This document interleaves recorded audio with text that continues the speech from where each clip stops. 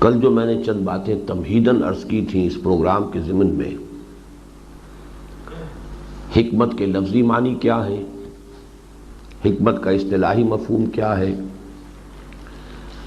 ہمارے مطالعہ قرآن حکیم کے منتخب نصاب میں حکمت کن کن مراحل پر اس کا ذکر ہوا ہے، اور پھر خاص طور پر جو آیہ مبارکہ نبی اکرم صلی اللہ علیہ وسلم کے منہج انقلاب کا جو مرحلہ اول ہے، یعنی مردان کار کی فراہمی اور ان کی تیاری، اس کے ضمن میں جو آیہ مبارکہ قرآن مجید میں مضمون کے اعتبار سے 4 مرتبہ وارد ہوئی ہے، اس کے آخر میں جو لفظ حکمت آتا ہے کم سے کم 3 مقامات پر، تو اس کے بارے میں ذرا تفصیل سے میں نے کچھ عرض کیا تھا، اگرچہ اس میں بعض باتیں جو ہیں وہ رہ گئیں جو میں آج چاہتا ہوں کہ اس کو بھی شامل کر دوں۔ ایک بات تو میں عرض کر چکا ہوں کہ یہ حکمت قرآن میں ہے، کوئی خارج از قرآن شے نہیں ہے۔ اس میں تھوڑی سی وضاحت کا اضافہ کہ چونکہ ائمہ 4 جو ہمارے جو سمجھیے کہ بڑی اہم شخصیات، ان میں سے ایک امام شافعی رحمۃ اللہ علیہ کا یہ واضح قول موجود ہے کہ حکمت سے مراد حدیث اور سنت ہے، تو اس کے حوالے سے تھوڑی سی وضاحت ضروری ہے۔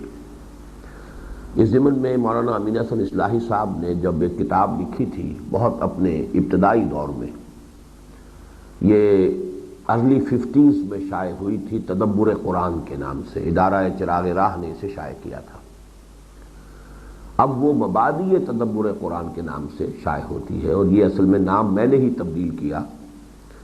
جب تدبر قرآن کے نام سے تفسیر مولانا مودودی کی شائع ہونی شروع ہوئی، اور وہ میں نے ہی شائع کی تھی، اس کی جلد اول، تو چونکہ اس کا نام بھی مولانا تدبر قرآن رکھا، تو اب اس کتاب کو میں نے مبادئ تدبر قرآن، اس لیے کہ مولانا امین احسن اصلاحی صاحب کے جو اصول ہیں تدبر قرآن کے وہ اس کتاب میں تھے، اب ان اصول کی اپلیکیشن کے ساتھ تفسیر قرآن، وہ گویا کہ اب یہ تفسیر ہے تدبر قرآن، تو مبادئ تدبر قرآن میں نے اس کا نام رکھا تھا۔ اس میں انہوں نے یہ رائے ظاہر کی ہے، اور بڑی دلائل کے ساتھ ظاہر کی ہے، کہ اس سے مراد حدیث یا سنت نہیں ہے، اگرچہ حدیث اور سنت قرآن حکیم کے تمام اجزاء کی شارح ہونے کی حیثیت سے اس میں بھی یقیناً حکمت موجود ہے، اس لیے کہ قرآن مجید میں جو احکام آئے ہیں حدیث میں ان کی وضاحت ہے، تفصیل ہے۔ اسی طریقے سے حکمت جو قرآن مجید ہی کا ایک انٹیگرل پارٹ ہے، ظاہر بات ہے کہ اس کی بھی مزید وضاحت اور یہ مضامین حدیث میں بھی ہیں، لیکن یہاں لفظ حکمت سے حدیث یا سنت مراد لینا صحیح نہیں ہے۔ اس کے دلائل بہت وزنی انہوں نے پیش کیے، اگرچہ مجھے محسوس ہوتا ہے کہ یہ کچھ بڑھاپے کا اثر ہوا ہے، کچھ ذہول مولانا پر طاری ہوا کہ جب وہ تفسیر تدبر قرآن لکھی تو اس کی جلد اول میں جب یہ آیت مبارکہ آئی تو وہاں انہوں نے کہا کہ ہمارے نزدیک امام شافعی کے اس قول میں بڑا وزن ہے کہ اس سے مراد سنت ہے، تو اس حالانکہ اپنے سابقہ موقفیات انہیں یاد نہیں رہا ہے، اور یا یہ کہ بہرحال عمر کا کوئی تقاضا ہے، واللہ عالم۔ یا تو وہ لکھتے کہ میری رائے تبدیل ہو گئی ہے تو بات اور ہوتی، یہ بھی لکھا نہیں انہوں نے کہ اپنی سابقہ رائے کا حوالہ دے کر یہ کہے انسان کہ اب میری رائے بدل گئی۔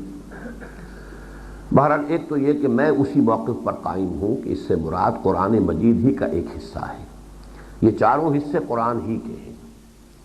وہ جو آیات ہیں کہ جن سے انسان کے اندر سے ایک شعور کے اندر سے اللہ کا ایمان اور معرفت ابھر کر اس کے اندر پیدا ہوتا ہے، یہ آیات سے اس کو بیان کیا گیا، یتلو علیہم آیاتہ، اس کے نتیجے میں تزکیہ، اس لیے کہ وہ غلط فکر کی جڑیں کٹ گئیں، صحیح فکر استوار ہو گیا، تو وہ غلط اعمال اور اخلاق جو تھے وہ خود بخود پت جھڑ کے پتوں کی طرح جھڑ گئے، اور اس کے بعد پھر اب مرحلہ آیا تعلیم کتاب، اور کتاب سے مراد مولانا اصلاحی کی رائے بھی ہے، میری بھی رائے ہے، اس سے مراد ہے احکام، اس لیے کہ جہاں کہیں قرآن مجید میں کسی شے کی فرضیت کا لفظ آتا ہے تو وہاں کتب علیکم الصیام، کتب علیکم القتال، کتب علیکم اذا حضر احدکم الموت ان ترک خیرا الوصیۃ للوالدین والاقربین ان الصلاۃ کانت علی المؤمنین کتابا موقوتا، حتیٰ یبلغ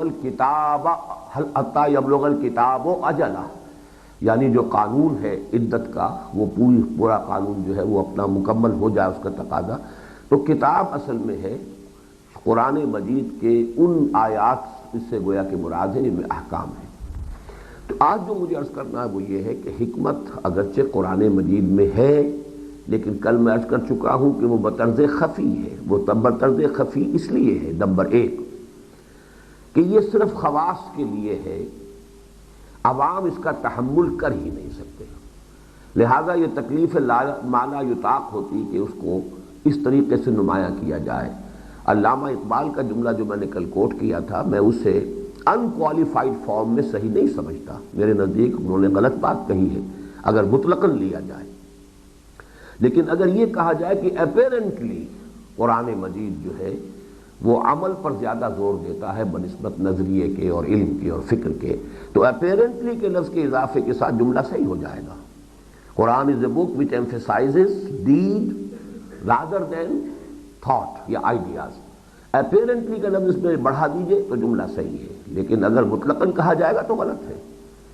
اس لیے کہ قرآن مجید نے جس قدر زور دیا ہے لعلکم تعقلون، لعلہم یعقلون، اس پر جس قدر غور دیا ہے، افلم یتفکروا، کیا یہ غور نہیں کرتے؟ تفکر، تدبر، تعقل، اور جس طریقے سے کہ انسان کے انقوا کو اپیل کیا، هل يستوي الاعمى والبصير هل يستوي الذين يعلمون والذين لا يعلمون. علم کی فضیلت، علم کا مقام، یہ تو میں سمجھتا ہوں کہ ایمفیسس وہاں پر اس پر بہت زیادہ ہے.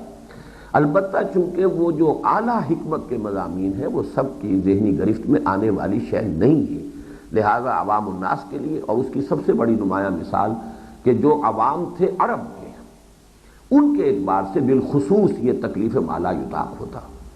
اس میں اس بات کا اضافہ کیجئے کہ اصل میں وہ منہج انقلاب نبوی کے اعتبار سے جب اس آیت کا ہم مطالعہ کرتے ہیں تو تعلیم کتاب پر آ کر بات مکمل ہو جاتی ہے. پہلے ایک شخص کو انفرادی طور پر اس کے ذہن میں جو غلط نظریات تھے ان کا ازالہ کر دیا آپ نے، صحیح فکر ایمان کا ان پہ قائم ہو گیا، تزکیہ اخلاق بھی ہو گیا. اب تو مزید یہی بات رہ گئی کہ اسے بتایا جائے یہ کرو یہ نہ کرو. شخصی سطح پر انقلاب مکمل ہو گیا، ایک انسان کی قلب ماہیت مکمل ہو گئی. اسی طرح کسی معاشرے میں، کسی قوم میں جو بھی اس کا برین ٹرسٹ ہے، پہلے اس کو آپ اپیل کرتے ہیں، اس کے نظریات کو بدلتے ہیں، وہاں پر ایک مضبوط نیوکلیس ایمان کا قائم کرتے ہیں، پھر اس کے اثرات معاشرے کے اندر متعدی ہوتے ہیں، پھیلتے ہیں، پھر وہاں ایک انقلاب آتا ہے، یعنی ایک اجتماعی طور پر ایسرٹ کرتے ہیں وہ نظریات اور اپنی قوت کا مظاہرہ کرتے ہیں، اور پھر جب وہ انقلاب آتا ہے پھر قوانین کی جو ہے وہ تنفیذ ہے، انقلاب مکمل ہو گیا.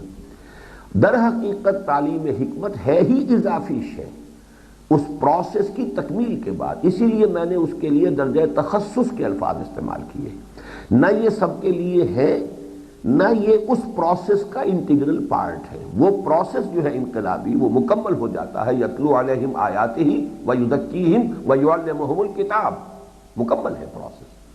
اب حکمت جو ہے اس اعتبار سے تو ہم کہہ سکتے ہیں کہ جیسا کہ میں نے کل عرض کیا تھا کہ ختم نبوت کے بعد اب جو اجتہادی بصیرت جو ہے وہ لازمی ہے کہ اس سے انسان آگے چل سکے، خود اپنا راستہ دیکھ سکے، اس کے لیے حکمت کی تعلیم ضروری ہے. لیکن یہ معدود چند لوگ ہوں گے، یہ سب لوگوں کا، عوام کا، ہر ایک کے لیے یہ تکلیف مالا یطاق بن جائے گی. اس اعتبار سے یہ واقعتاً درجہ تخصص ہے. اب ہم چل رہے ہیں اس حکمت کے جو مضامین ہمیں کوشش کرنی ہے کہ ان چند دنوں میں ان میں سے ہم گزریں. ان میں سب سے پہلا مسئلہ ہے زندگی، موت اور انسان کی حقیقت. اس کے بعد مراتب تخلیق، یا جس کے لیے ہمارے ہاں ایک اصطلاح جو ہے قدیم فلسفے میں اور تصوف میں چلی آ رہی ہے، تنزلات. اسی کے ضمن میں ایک بہت اہم اور بہت مشکل ترین مسئلہ ہے ربط حادث بالقدیم. چوتھا مضمون جو میں لینا چاہوں گا وہ ہے مراتب سعادت. اس سے آگے اگر کوئی ہمیں وقت مل گیا تو پھر اقسام علم، اور یہ جو مراتب ثلاثہ ہیں، ایمان، اسلام اور احسان، اس کے بارے میں کچھ مزید گفتگو. اور یہ کہ انشاءاللہ تعالی کچھ نہ کچھ وقت ہم روزانہ سوال جواب کے لیے بھی، مزید وضاحتوں کے لیے بھی اس کو مختص کریں گے. زندگی، موت اور انسان کے نام سے یہ مضمون جو ہے میرا، جس کا اب ہم مطالعہ کریں گے، اگرچہ اس میں مطالعہ کرنے والی بات نہیں ہے، یہ بار بار چھپ چکا ہے، آپ میں سے اکثر نے پڑھا ہوگا، لیکن یہ کہ جو ایک اور اس کا حصہ ہے جو مجھے خاص طور پر آج بیان کرنا ہے، وہ ایک ہی مرتبہ ابھی تک شائع ہوا تھا، اور وہ بہت سے حضرات کی نگاہوں سے نہیں گزرا ہوگا، اور وہ ثقیل ہے، مشکل ہے، اگرچہ قرآن مجید کے بڑے اہم مسائل اس سے حل ہوتے ہیں، تفسیری اعتبار سے بھی اور حکمت و فلسفہ کے اعتبار سے بھی، لیکن یہ کہ اس کی تمہید کے طور پر اس کا پڑھنا بھی ضروری ہے۔ اس میں یہی ہے کہ میں کوشش کروں گا کہ ریپڈ ریڈنگ ہو جائے، یہ مضامین بالکل سامنے کے ہیں یوں سمجھیے، اور یہ جو اس میں پہلا مضمون ہے طویل، وہ یوں سمجھیے کہ میرا پہلا مضمون ہے جو میں اپنے اس مشن کے ضمن میں اس کا آغاز کرنے کے فیصلے کے ساتھ جب لاہور منتقل ہوا ہوں، تو جب میں نے کچھ مطالعہ قرآن کریم کے حلقے قائم کیے تھے، اس زمانے میں 66 میں نے یہ مضمون لکھا تھا، اور میں یہ سمجھتا ہوں کہ جہاں تک میرا مطالعہ قرآن کا تعلق ہے، حکمت کے مسائل سے متعلق، اس کی ایک شکل آپ کے سامنے آ جائے گی کہ جو میں نے آپ سے عرض کیا تھا کہ میں اپنی اس غور و فکر سوچ بچار کے ضمن میں لیٹ 50s میں اپنی آخری آراء تک پہنچ چکا تھا الحمدللہ۔ اس میں خاص طور پر ہم سٹارٹ اس سے کیوں کر رہے ہیں، اس کو اس لیے بھی سمجھیے، مادی سطح پر انسان کو سب سے زیادہ پیاری چیز زندگی ہے، اور سب سے زیادہ بری شے جو اسے نظر آتی ہے، جس سے وہ بچتا ہے حتی الامکان، وہ موت ہے مادی سطح پر۔ اس سے اوپر کا مسئلہ اور ہو جائے گا، اگر زندگی میں کوئی آدرش ہے، کوئی نصب العین ہے، کوئی آئیڈیل ہے، تو آدمی اپنی زندگی بھی اس آئیڈیل پر قربان کرنے کے لیے تیار ہو جاتا ہے، لیکن اس آدرش کا، آئیڈیل کا، نصب العین کا تعلق جو ہے وہ مادی وجود سے نہیں ہے، اس کا تعلق کسی اور شے سے ہے۔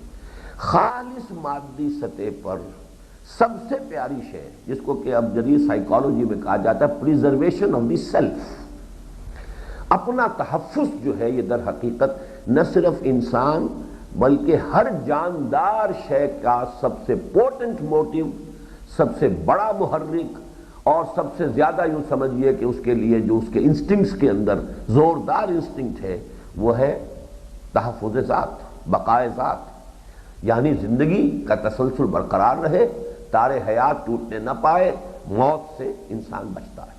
یہ ہے خالص مادی سطح پر اہم ترین مسئلہ۔ اس کی حقیقت قرآن کے نزدیک کیا ہے؟ اب یہ ہے اصل میں اس کا مضمون۔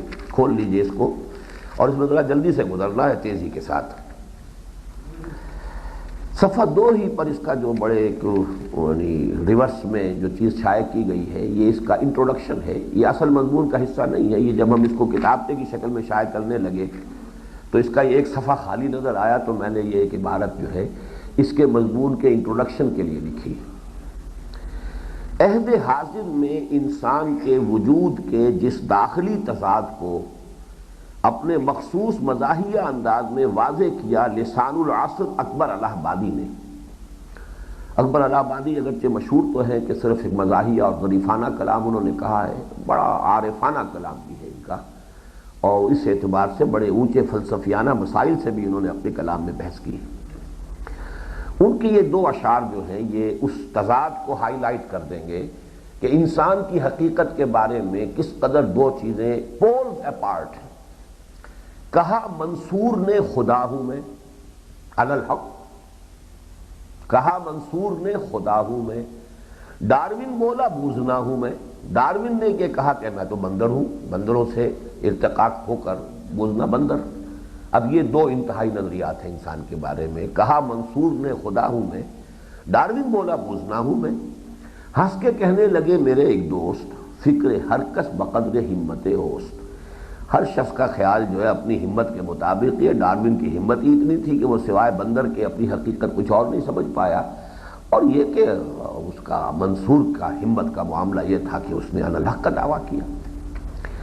لسان الملت، علامہ اقبال کو اس کے کامل فہم میں کچھ وقت لگا۔ ابھی چونکہ میں سن رہا تھا کچھ سوال جواب ہو رہے تھے، دیکھیے جہاں تک اسلام کے سٹرکچر کا تعلق ہے اس کے بارے میں مجھے خود علامہ اقبال سے شدید اختلافات ہیں، جہاں تک ان کے لیکچرز کا تعلق ہے۔ یہ بحث آپ نے کچھ عرصہ ہوا ہمارے اخبارات میں بھی، اور جو ہمارے مشہور ادیب ہیں اشفاق احمد، ان کے حوالے سے بھی یہ بحث اٹھی ہے کہ اقبال دو ہیں ایک نہیں ہے۔ ایک اقبال اپنی شاعری میں نظر آتا ہے، ایک اقبال اپنے ان خطبات میں نظر آتا ہے، اور ان دونوں کے درمیان جو ہے بڑا فرق و تفاوت ہے۔ یہ خالص فلسفے کے میدان میں گفتگو ہو رہی ہے، اور اس کا جو شعر ہے اس کے اندر اس کے وجدانی معاملات ہیں، اس کے کچھ تجربات باطنی ہیں کہ جن کا اظہار ہو رہا ہے، اور اس میں اس کا پیغام جو ہے امت کے لیے وہ ہے۔ خالص فلسفیانہ سطح پر جب گفتگو ہوگی تو واقعہ یہ ہے کہ یہ ہم پڑھیں گے اپنے ایک مضمون میں عقل و نقل کی کشمکش میں کہ فلسفے کی لیمیٹیشنز ہیں، ان سے آگے فلسفہ جا ہی نہیں سکتا، لہذا ان لیمیٹیشنز پر آ کر اقبال کو بھی رکنا پڑتا ہے۔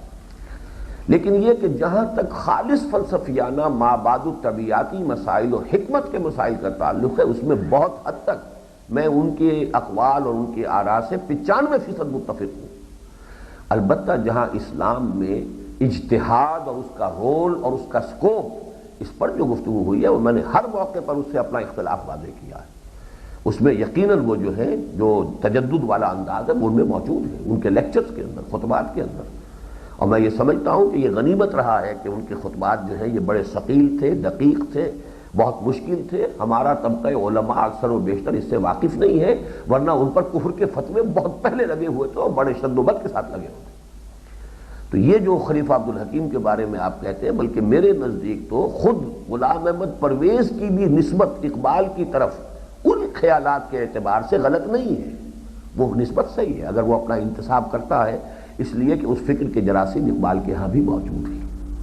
اور یہ معاملہ وہی ہے اصل میں کہ جو تجدید جو ہو رہی ہے اب اس کے اندر درجہ بدرجہ لا ترکبن طبقا عن طبق، یہ بھی تو یعنی تدریجاً معاملہ ہونے والا ہے۔ تو اقبال کی شاعری کے اندر محسوس ہوتا ہے کہ وہ پوری کی پوری چھلانگ انہوں نے لگا لی ہے، لیکن اپنے خطبات کے اندر وہ بہت سے معاملات کے اندر ان کے اندر تجدد پسندی کا رنگ موجود ہے، یا کم سے کم وہ مواد موجود ہے جسے تجدد پسند لوگ ایکسپلائٹ کر سکتے ہیں، استعمال کر سکتے ہیں۔ یہاں پر میں بیان کر رہا ہوں کہ اقبال کے ہاں چونکہ یہ چیز تو بالکل متفق علیہ ہے کہ تدریج ہوئی ہے اس کے ہاں۔ ایک زمانے میں وہ خالص وطن پرست تھا، مٹی کی پتھر کی مورتوں میں سمجھا ہے تو خدا ہے، خاک وطن کا مجھ کو ہر ذرہ دیوتا ہے۔ اب وطن پرستی کی انتہا ہے، ہندی ہے ہم وطن ہے ہندوستاں ہمارا۔ اب یہ کیفیت تھی ان کی، ایک نغمہ وطنیت جو ہے وہ اس کا الاپ رہے ہیں، خاک وطن کا مجھ کو ہر ذرہ دیوتا ہے۔ لیکن یہ کہ پھر اس کے بعد ارتقا ہوا ہے ان کی سوچ میں، پھر وہ ترانہ ملی ہے، پھر یہاں تک ہے کہ اس وطنیت کے بارے میں کہتے ہیں کہ جو وہ مذہب کا کفن ہے، جو پیرہن اس کا ہے وہ مذہب کا کفن ہے، نہ زارہ دیری نہ زمانے کو دکھا دے، اے مصطفی خاک میں اس بت کو ملا دے۔ اور جب اقبال سے بعض اوقات یہ بات کہی گئی کہ آپ کا مثلا خاص معاملے میں قادیانیت کے معاملات میں پہلے وہ بہت نرم گوشہ رکھتے تھے، بلکہ یہ الفاظ بھی، ان کے بڑے بھائی تو قادیانی تھے، بڑے پختہ قادیانی تھے، شیخ عطا محمد، ان کے خاندان میں قادیانیت کافی تھی، اس لیے کہ سیالکوٹ جو ہے یہ تو بہت ہی براہ راست زد میں تھا۔ غلام احمد قادیانی کا جو بھی فکر پھیلا یہی وجہ ہے کہ اس علاقے کے دیہات میں اب بھی جو ہے قادیانیت جو ہے بہت مضبوط گڑھ موجود ہے، پورے گاؤں جو ہے قادیانیوں کے۔ اس حوالے سے نوٹ کیجئے کہ اس کے خاندان میں بھی قادیانیت تھی، خود انہوں نے کہا تھا کہ اگر کسی کو صحیح اسلام کی تصویر دیکھنی ہو تو قادیان میں جا کے دیکھ لیں، یعنی وہ ایک مذہبی ماحول انہوں نے پیدا کیا تھا، ایک شخص امیر کی حیثیت سے تھا، ایک منظم ادارہ تھا، اور یہ کہ شاید اس وقت تک اس نے ابھی نبوت کا دعویٰ نہ کیا ہو، اقبال کی اس زمانے کی کچھ آبزرویشنز ہو، یہ نبوت کا دعویٰ تو بالکل آخری ایام میں کیا اس نے اپنی زندگی کے۔ بہرحال اس کے بعد جب وہ شدید تنقید کے مضامین لکھے انہوں نے قادیانیت کے خلاف، تو کچھ لوگوں نے کہا کہ آپ پہلے یہ کہتے تھے اب یہ کہہ رہے ہیں، تو بڑا پیارا جملہ انہوں نے کہا، only stones do not change، تو تسلیم کر لیا کہ پتھر نہیں بدلتے، انسان کا ذہن تو بدلتا ہے، انسان کی رائے بدلتی ہے، انسان کی سوچ بدلتی ہے، اس میں ارتقاء کے مراحل آتے ہیں۔ تو اس حوالے سے میری رائے بدل گئی ہے، ٹھیک ہے، only stones do not change، میری رائے تو بدلے گی، انسان کی رائے بدلے گی۔ تو بہرحال اس میں دیکھیے ذرا ارتقاء کے حقیقت انسان کے بارے میں اقبال کن مراحل سے گزرا ہے۔ لسان الملت علامہ اقبال کو اس کے کامل فہم میں کچھ وقت لگا۔ ابتداءً تو انہیں انسان کا صرف خاکی وجود ہی نظر آیا، چنانچہ یہاں تک کہہ بیٹھے کہ عمل سے زندگی بنتی ہے جنت بھی جہنم بھی، یہ خاکی اپنی فطرت میں نہ نوری ہے نہ ناری ہے۔ گویا کہ انسان کی اصل صرف خاکی ہے، یہ خالص جو ہے یہ تو وہ ڈاروینین جو تصورات ہیں، حیوان ہی بس انسان ہے، ایک اپنی عمل کر کے جو ہے وہ چاہے وہ نوری بن جائے چاہے ناری بن جائے۔ لیکن بعد میں تدریجاً حقیقت منکشف ہوتی چلی گئی، چنانچہ بار جبریل میں فرماتے ہیں خاکی و نوری نہاد بندہ مولا صفات، ہر دو جہاں سے غنی اس کا دل بے نیاز۔ اب یہاں معلوم ہوا کہ خاکی بھی ہے اور نوری نہاد بھی ہے اس کی، گویا کہ انسان کی حقیقت کے اندر یہ دونوں ایلیمنٹس موجود ہیں۔ اور آخر کار نہ صرف یہ کہ وہ اس قطعی اور حتمی نتیجے تک پہنچ گئے کہ ہماری اصل ذات یا انا یا خودی تو ہے ہی خالصتاً نوری الاصل، نقطۂ نوری کے نام او خودیست، زیر خاک ما شرار زندگیست۔ یہ خاک تو اوپر کا ڈھیر ہے، اصل جو ہے خودی انا میں، وہ تو ایک نورانی وجود ہے، وہ تو نوری ہے۔ نقطۂ نوری کے نام او خودیست، میں انا سے جب اپنے آپ کو تعبیر کر میں انا سیلف، وہ تو خالص نوری شے ہے۔ بلکہ اس حقیقت کو بھی پا گئے کہ ہماری ہستی کا یہ نورانی عنصر دراصل خود خدا ہی کی ایک تجلی ہے، نور تجلی بھی اسی خاک میں پنہاں، غافل تو نرا صاحب ادراک نہیں ہے۔ اب اس کو ذرا نوٹ کیجئے، اس شعر کو سمجھیے۔ صاحب ادراک، ادراک جو ہے آپ کرتے ہیں کسی شے کا، خارجی شے کا، یہ ہماری مدرکات ہیں جن کے ذریعے سے آنکھ کان ادراک ہم کر رہے ہیں، باہر سے کسی چیز کا ادراک کیا ہم نے، ہمارے اندر سے کوئی شے نہیں نکل رہی ہے، خارج سے ہمارے اندر فیڈ ہو رہا ہے۔ جیسے کمپیوٹر کے اندر اپنا کچھ نہیں ہے، قطعاً کچھ نہیں ہے، کمپیوٹر میں تو جو کچھ آپ نے فیڈ کیا ہے وہ اس کو پروسیس کرتا ہے۔ تو کیا انسان بھی بس یہی کچھ ہے؟ نہیں، تجلی ہوتی ہے جو اندر سے برآمد ہوتی ہے، ایک شے ہے، نور ہے، وہ اپنے آپ کو ظاہر کرتا ہے۔ تو در حقیقت شخصیت انسانی کے یہ دو پہلو ہیں، ایک وہ خارج سے ادراکات جو کر رہا ہے، اس سے جو کچھ علم اسے حاصل ہو رہا ہے، تو یہ صاحب ادراک، لیکن یہ کہ دوسری طرف اس کے اندر کچھ ہے جو اپنا ظہور چاہتا ہے، جیسے نور اپنا ظہور چاہتا ہے، تو ہے نور تجلی بھی اسی خاک میں پنہاں، غافل تو نرا صاحب ادراک نہیں ہے۔ دم چیست پیام شنیدی نہ شنیدی، در خاک کے تو یک جلوہ عامست نہ دیدی، دیدن دیگر آموز شنیدن دیگر آموز۔ کوئی اور سننا سیکھو، کوئی اور دیکھنا، یہ ایک ان آنکھوں سے دیکھنا ہے، ایک ان کانوں سے سننا ہے، ایک اور سننا بھی ہے، وہ کیا ہے وہ آج ہم اپنے مضمون میں پڑھیں گے، اور ایک اور دیکھنا بھی ہے، دیدن دیگر آموز شنیدن دیگر آموز۔ دم چیست پیام است، یہ تمہارا سانس جو آ رہا ہے یہ بھی ایک پیام ہے، کسی کی طرف سے پیغام آ رہا ہے۔ شنیدی نہ شنیدی، در خاک کے تو یک جلوہ عام است، تیری اسی خاکی وجود کے اندر یہ جلوہ گاہ ہے اللہ تعالیٰ کی، اسی میں تجلی باری تعالیٰ موجود ہے۔ نہ دیدی، دیکھتے نہیں ہو، دیدن دیگر آموز شنیدن دیگر آموز۔ کاش کہ عہد حاضر کے مسلمان کو اس دیدن دیگر اور شنیدن دیگر کی توفیق مل جائے، یہ کوئی اور دیکھنا کچھ اور سننا اس کی توفیق مل جائے، یہ میری دعا ہے۔ خدایا آرزو میری یہی ہے، میرا نور بصیرت عام کر دے۔ اب 2 صفحے آپ چھوڑ جائیے، یہ تو اس کا ایک۔ اب آئیے حقیقت زندگی۔ زندگی محض عناصر میں ظہور ترتیب کا نام ہے، یا اس پردہ زنگاری میں کوئی حقیقت کبریٰ معشوق بنی چھپی بیٹھی ہے۔ اب یہ 2 اشعار کا اس میں ہو رہا ہے۔ زندگی کیا ہے؟ عناصر میں ظہور ترتیب، موت کیا ہے؟ انہی اجزاء کا پریشاں ہونا۔ اس میں کوئی اور ایلیمنٹ نہیں آ رہا، کوئی بالا تر اعلیٰ تر، کوئی میٹا فزیکل ایلیمنٹ نہیں آ رہا۔ جس طریقے سے کہ کوئی چیزیں ہیں، 2 کیمیکلز ہیں، ان کے امتزاج سے ایک نیا مرکب بن گیا، وہ انہی کا امتزاج ہے۔ تو کیا زندگی بھی بس یہی کچھ ہے؟ عناصر ہی کے اندر ایک خاص ترتیب کے نتیجے میں زندگی پیدا ہوئی۔ یہ خالص مادی نقطۂ نظر ہے، اور آج کی دنیا کا یہی نقطۂ نظر ہے، حیات نامی اس کا، اس کے سوا کوئی شے نہیں۔ اور جب وہ اجزاء پھر پریشان ہو گئے، جدا ہو گئے، منتشر ہو گئے، یہی بات ہے۔ یا دوسری شے، وہ دوسرا شعر دیکھیے، چرخ کو کب یہ سلیقہ ہے ستم گاری میں، کوئی معشوق ہے اس پردہ زنگاری میں۔ اس زندگی کے پردے میں کوئی اور حقیقت کبریٰ ہے جو معشوق بن کر چھپی بیٹھی ہے۔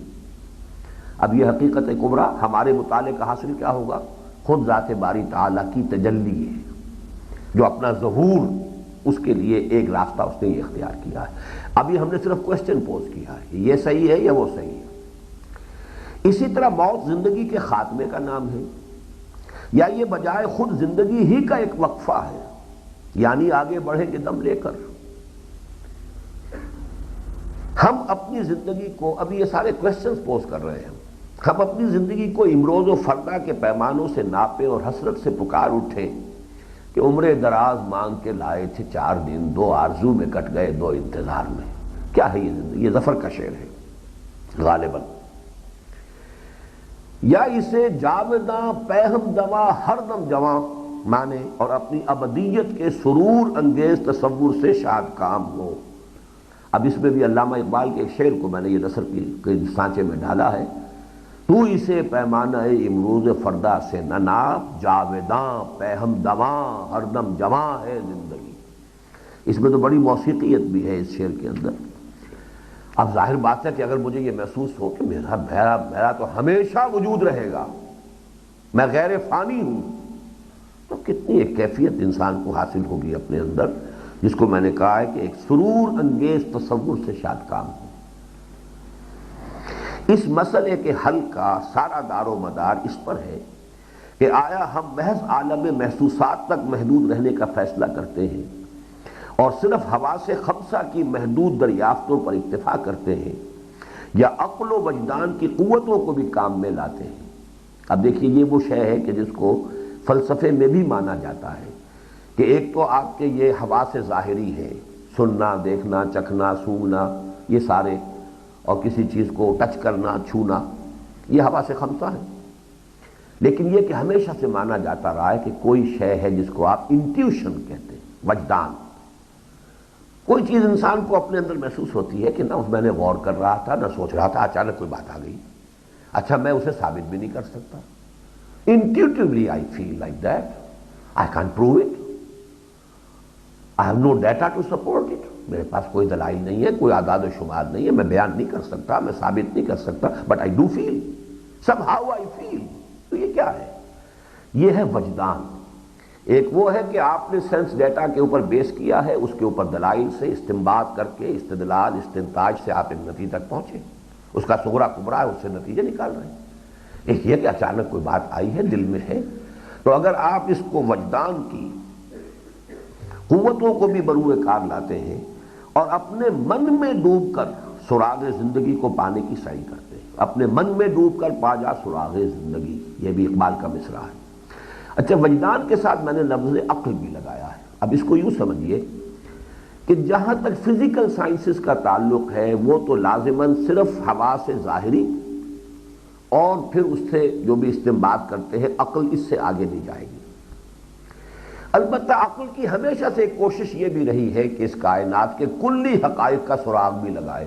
فلسفہ اسی کویسٹ کا نام ہے، حالانکہ معلوم ہے میٹا فزکس ہے، یہ اس کو فزیکل ذرائع سے آپ ان حقائق تک نہیں جان سکتے اور نہیں رسائی حاصل کر سکتے، لیکن فلسفہ جس شے کا نام رہا ہے وہ در حقیقت ایک کوشش رہی نوع انسانی کی کہ حقائق کونیہ، جو اصل حقائق ہیں، کہ جو ہماری اس جو حواس خمسہ، حواس ظاہری کے دائرے سے باہر ہیں، ان کی بھی حقیقت کا سراغ لگایا جائے۔ اسی کے لیے فلسفی جو ہے اس کے ساتھ دست و گریباں رہے، تو عقل اور وجدان کی قوتوں کو بھی بروئے کار لائیں۔ عالم محسوسات اور حواس خمسہ تک محدود رہی ہے تو زندگی بس پیدائش سے لے کر اور موت تک کے وقفے کا نام ہے۔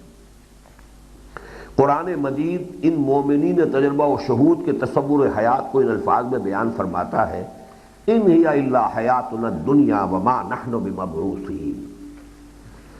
یعنی یہ فلسفہ ایسا نہیں ہے کہ آج ہی ہے دنیا میں، امپیریسزم آپ اسے کہیں، میٹیریلزم آپ اسے کہیں، لاجیکل پازیٹیوزم آپ اسے کہیں، یہ بے شمار نام ہے فلسفوں کے، سب کا خلاصہ یہی ہے جو قرآن مجید نے یہاں بیان کیا۔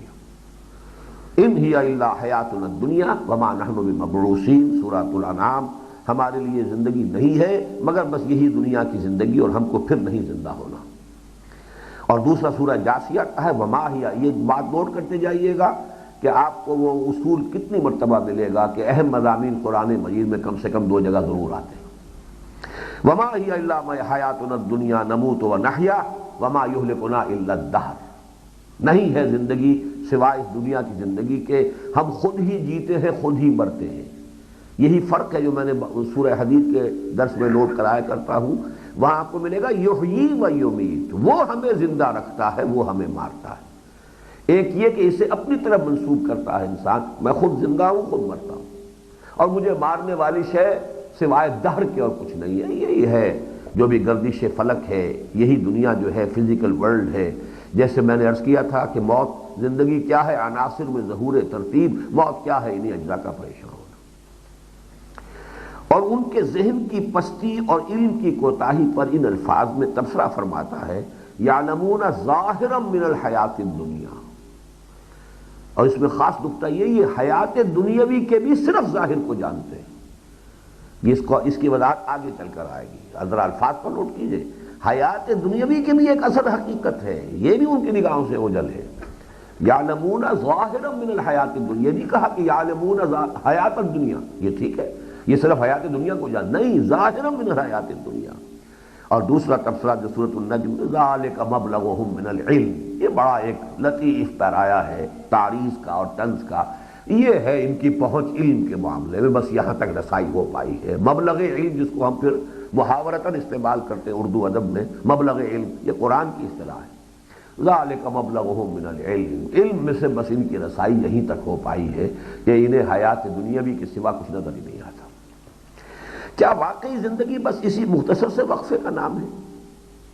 ہمارے حواس خمسہ یقیناً ولادت کے ما قبل اور موت کے ما بعد کے بارے میں بالکل لاچار اور بے بس ہے۔ کسی آنکھ نے نہیں دیکھا، نہ کوئی آنکھ دیکھ سکتی ہے کہ ولادت سے پہلے کیا تھا اور موت کے بعد۔ ولادت سے پہلے ہم نے چلیے 9 مہینے کا حساب تو لگا لیا، وہ نطفے کے قرار پانے تک بھی دیکھ لیں گے، وہ ساری مائکروسکوپک سٹڈی کر لی۔ اس سے پہلے بھی کچھ تھا کہ نہیں، کیا پتا کہاں سے آٹپ کے ہم۔ وہ ہمارے ظاہر بات ہے کہ وہ کہیں سے بھی کوئی ذریعہ ہمارے پاس حواس ظاہری کا موجود نہیں۔ موت کے بعد کیا ہے کچھ پتہ نہیں، ڈراپ سین، آئرن کرٹن، اس کے پرے آپ نہیں دیکھ سکتے۔ لیکن کیا عقل انسانی اسے باور کرتی ہے اور وجدان اسے قبول کرتا ہے؟ ذرا آنکھیں بند کر کے اس وسیع و عریض کائنات کی عظمت و وسعت کا تصور کرو اور پھر سوچو کہ اس کائنات کا مرکزی وجود انسان ہے، سلسلہ تخلیق کا کمال، ارتقاء حیات کی آخری منزل، تو کیا اس کی حقیقت بس یہی کچھ ہے کہ بچپن کے لعب و لہو اور بڑھاپے کے لکیلا یعلم من بعد علم شیئا کے مابین ایک تھوڑے سے وقفے کے ہوش و شعور کا نام حیات انسانی ہے؟ گویا ایک ذرا ہوش میں آنے کے خطاوار ہیں ہم۔ بچپن کی زندگی کیا انسان کو معلوم، شعور ابھی ہے ہی نہیں، اور ایک خاص عمر کے بعد پھر انسان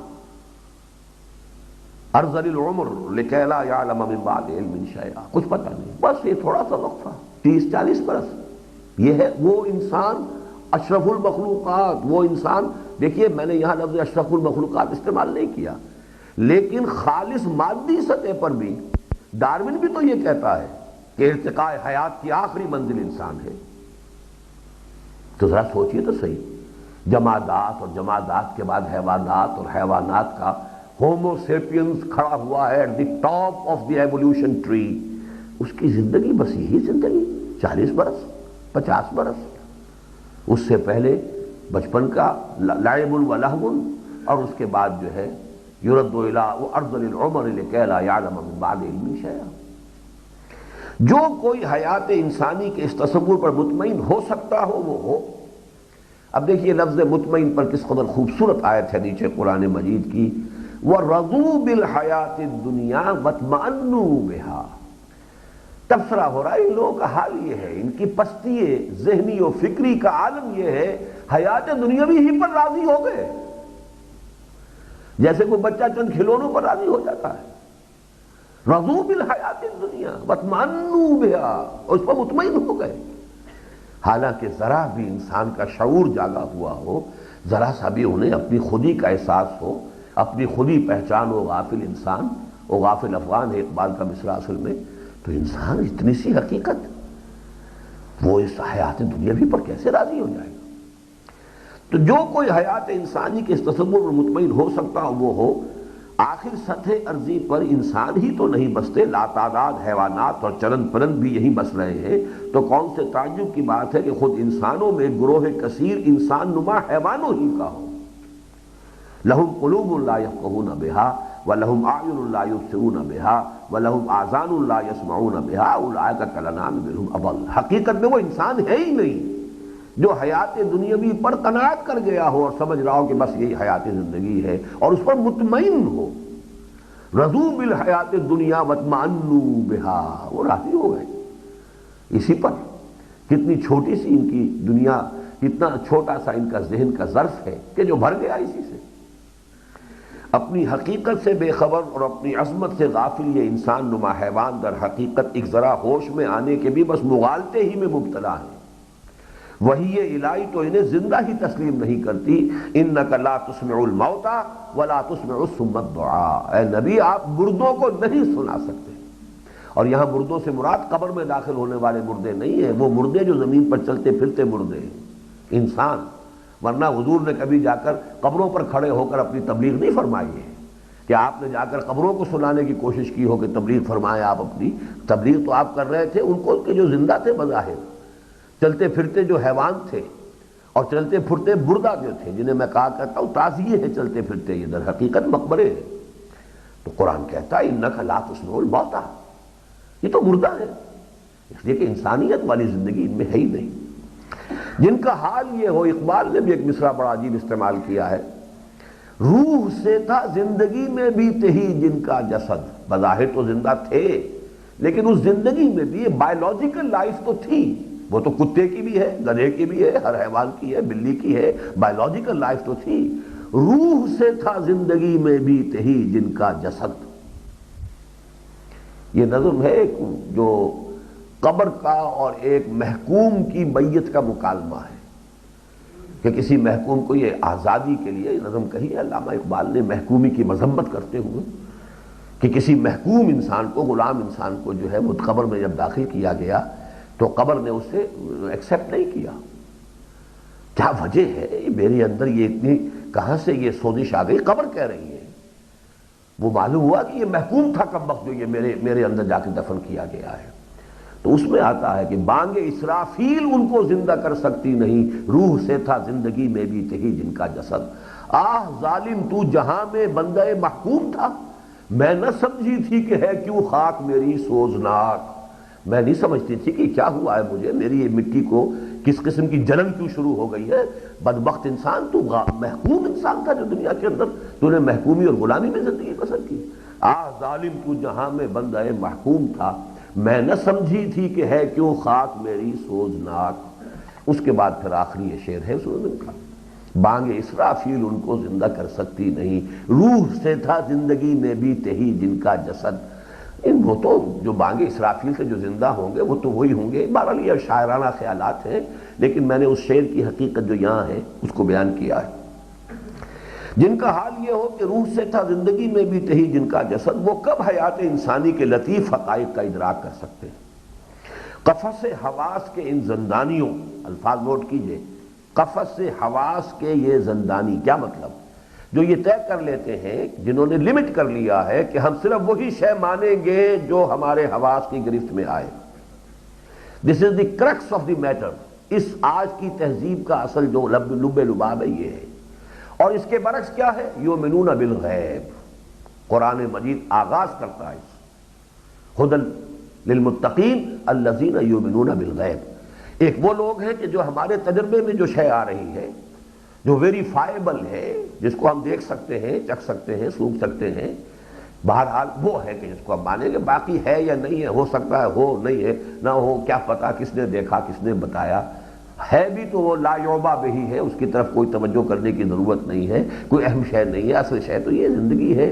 وہ جو میرا ابتدائی جو ہے وہ پہلا پیرا ہے اسلام کی نشأت ثانیہ نامی کتابچے کا، کہ اس تہذیب کا اصل جو ہے وہ خلاصہ یہ ہے کہ تین چیزیں تین چیزوں پر مقدم ہو گئی ہیں.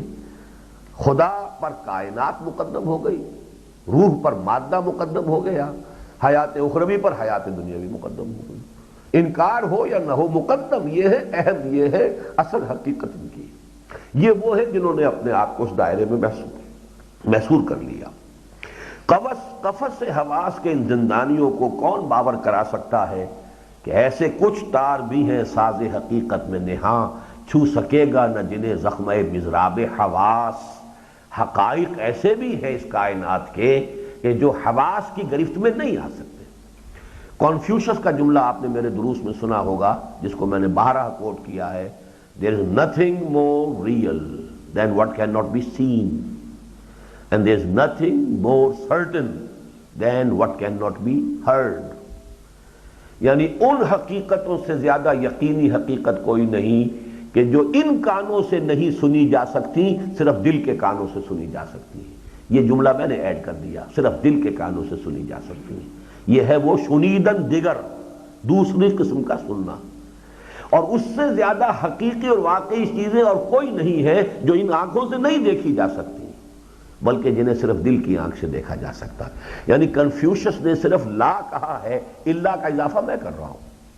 there is nothing more certain than what cannot be seen, but it can be seen through the eyes of the heart. There is nothing more certain than cannot be heard through these ears, but they can be heard through the ears of the heart۔ یہ ہم بعد میں پڑھیں گے۔ ہاں، جن کا ذہن اس 4 دن کی عمر دراز پر مطمئن نہ ہوتا ہو، عمر دراز مان کے لائے تھے 4 دن، 2 آرزو میں کٹ گئے، 2 انتظار میں، یہ ہے ظفر کا شعر۔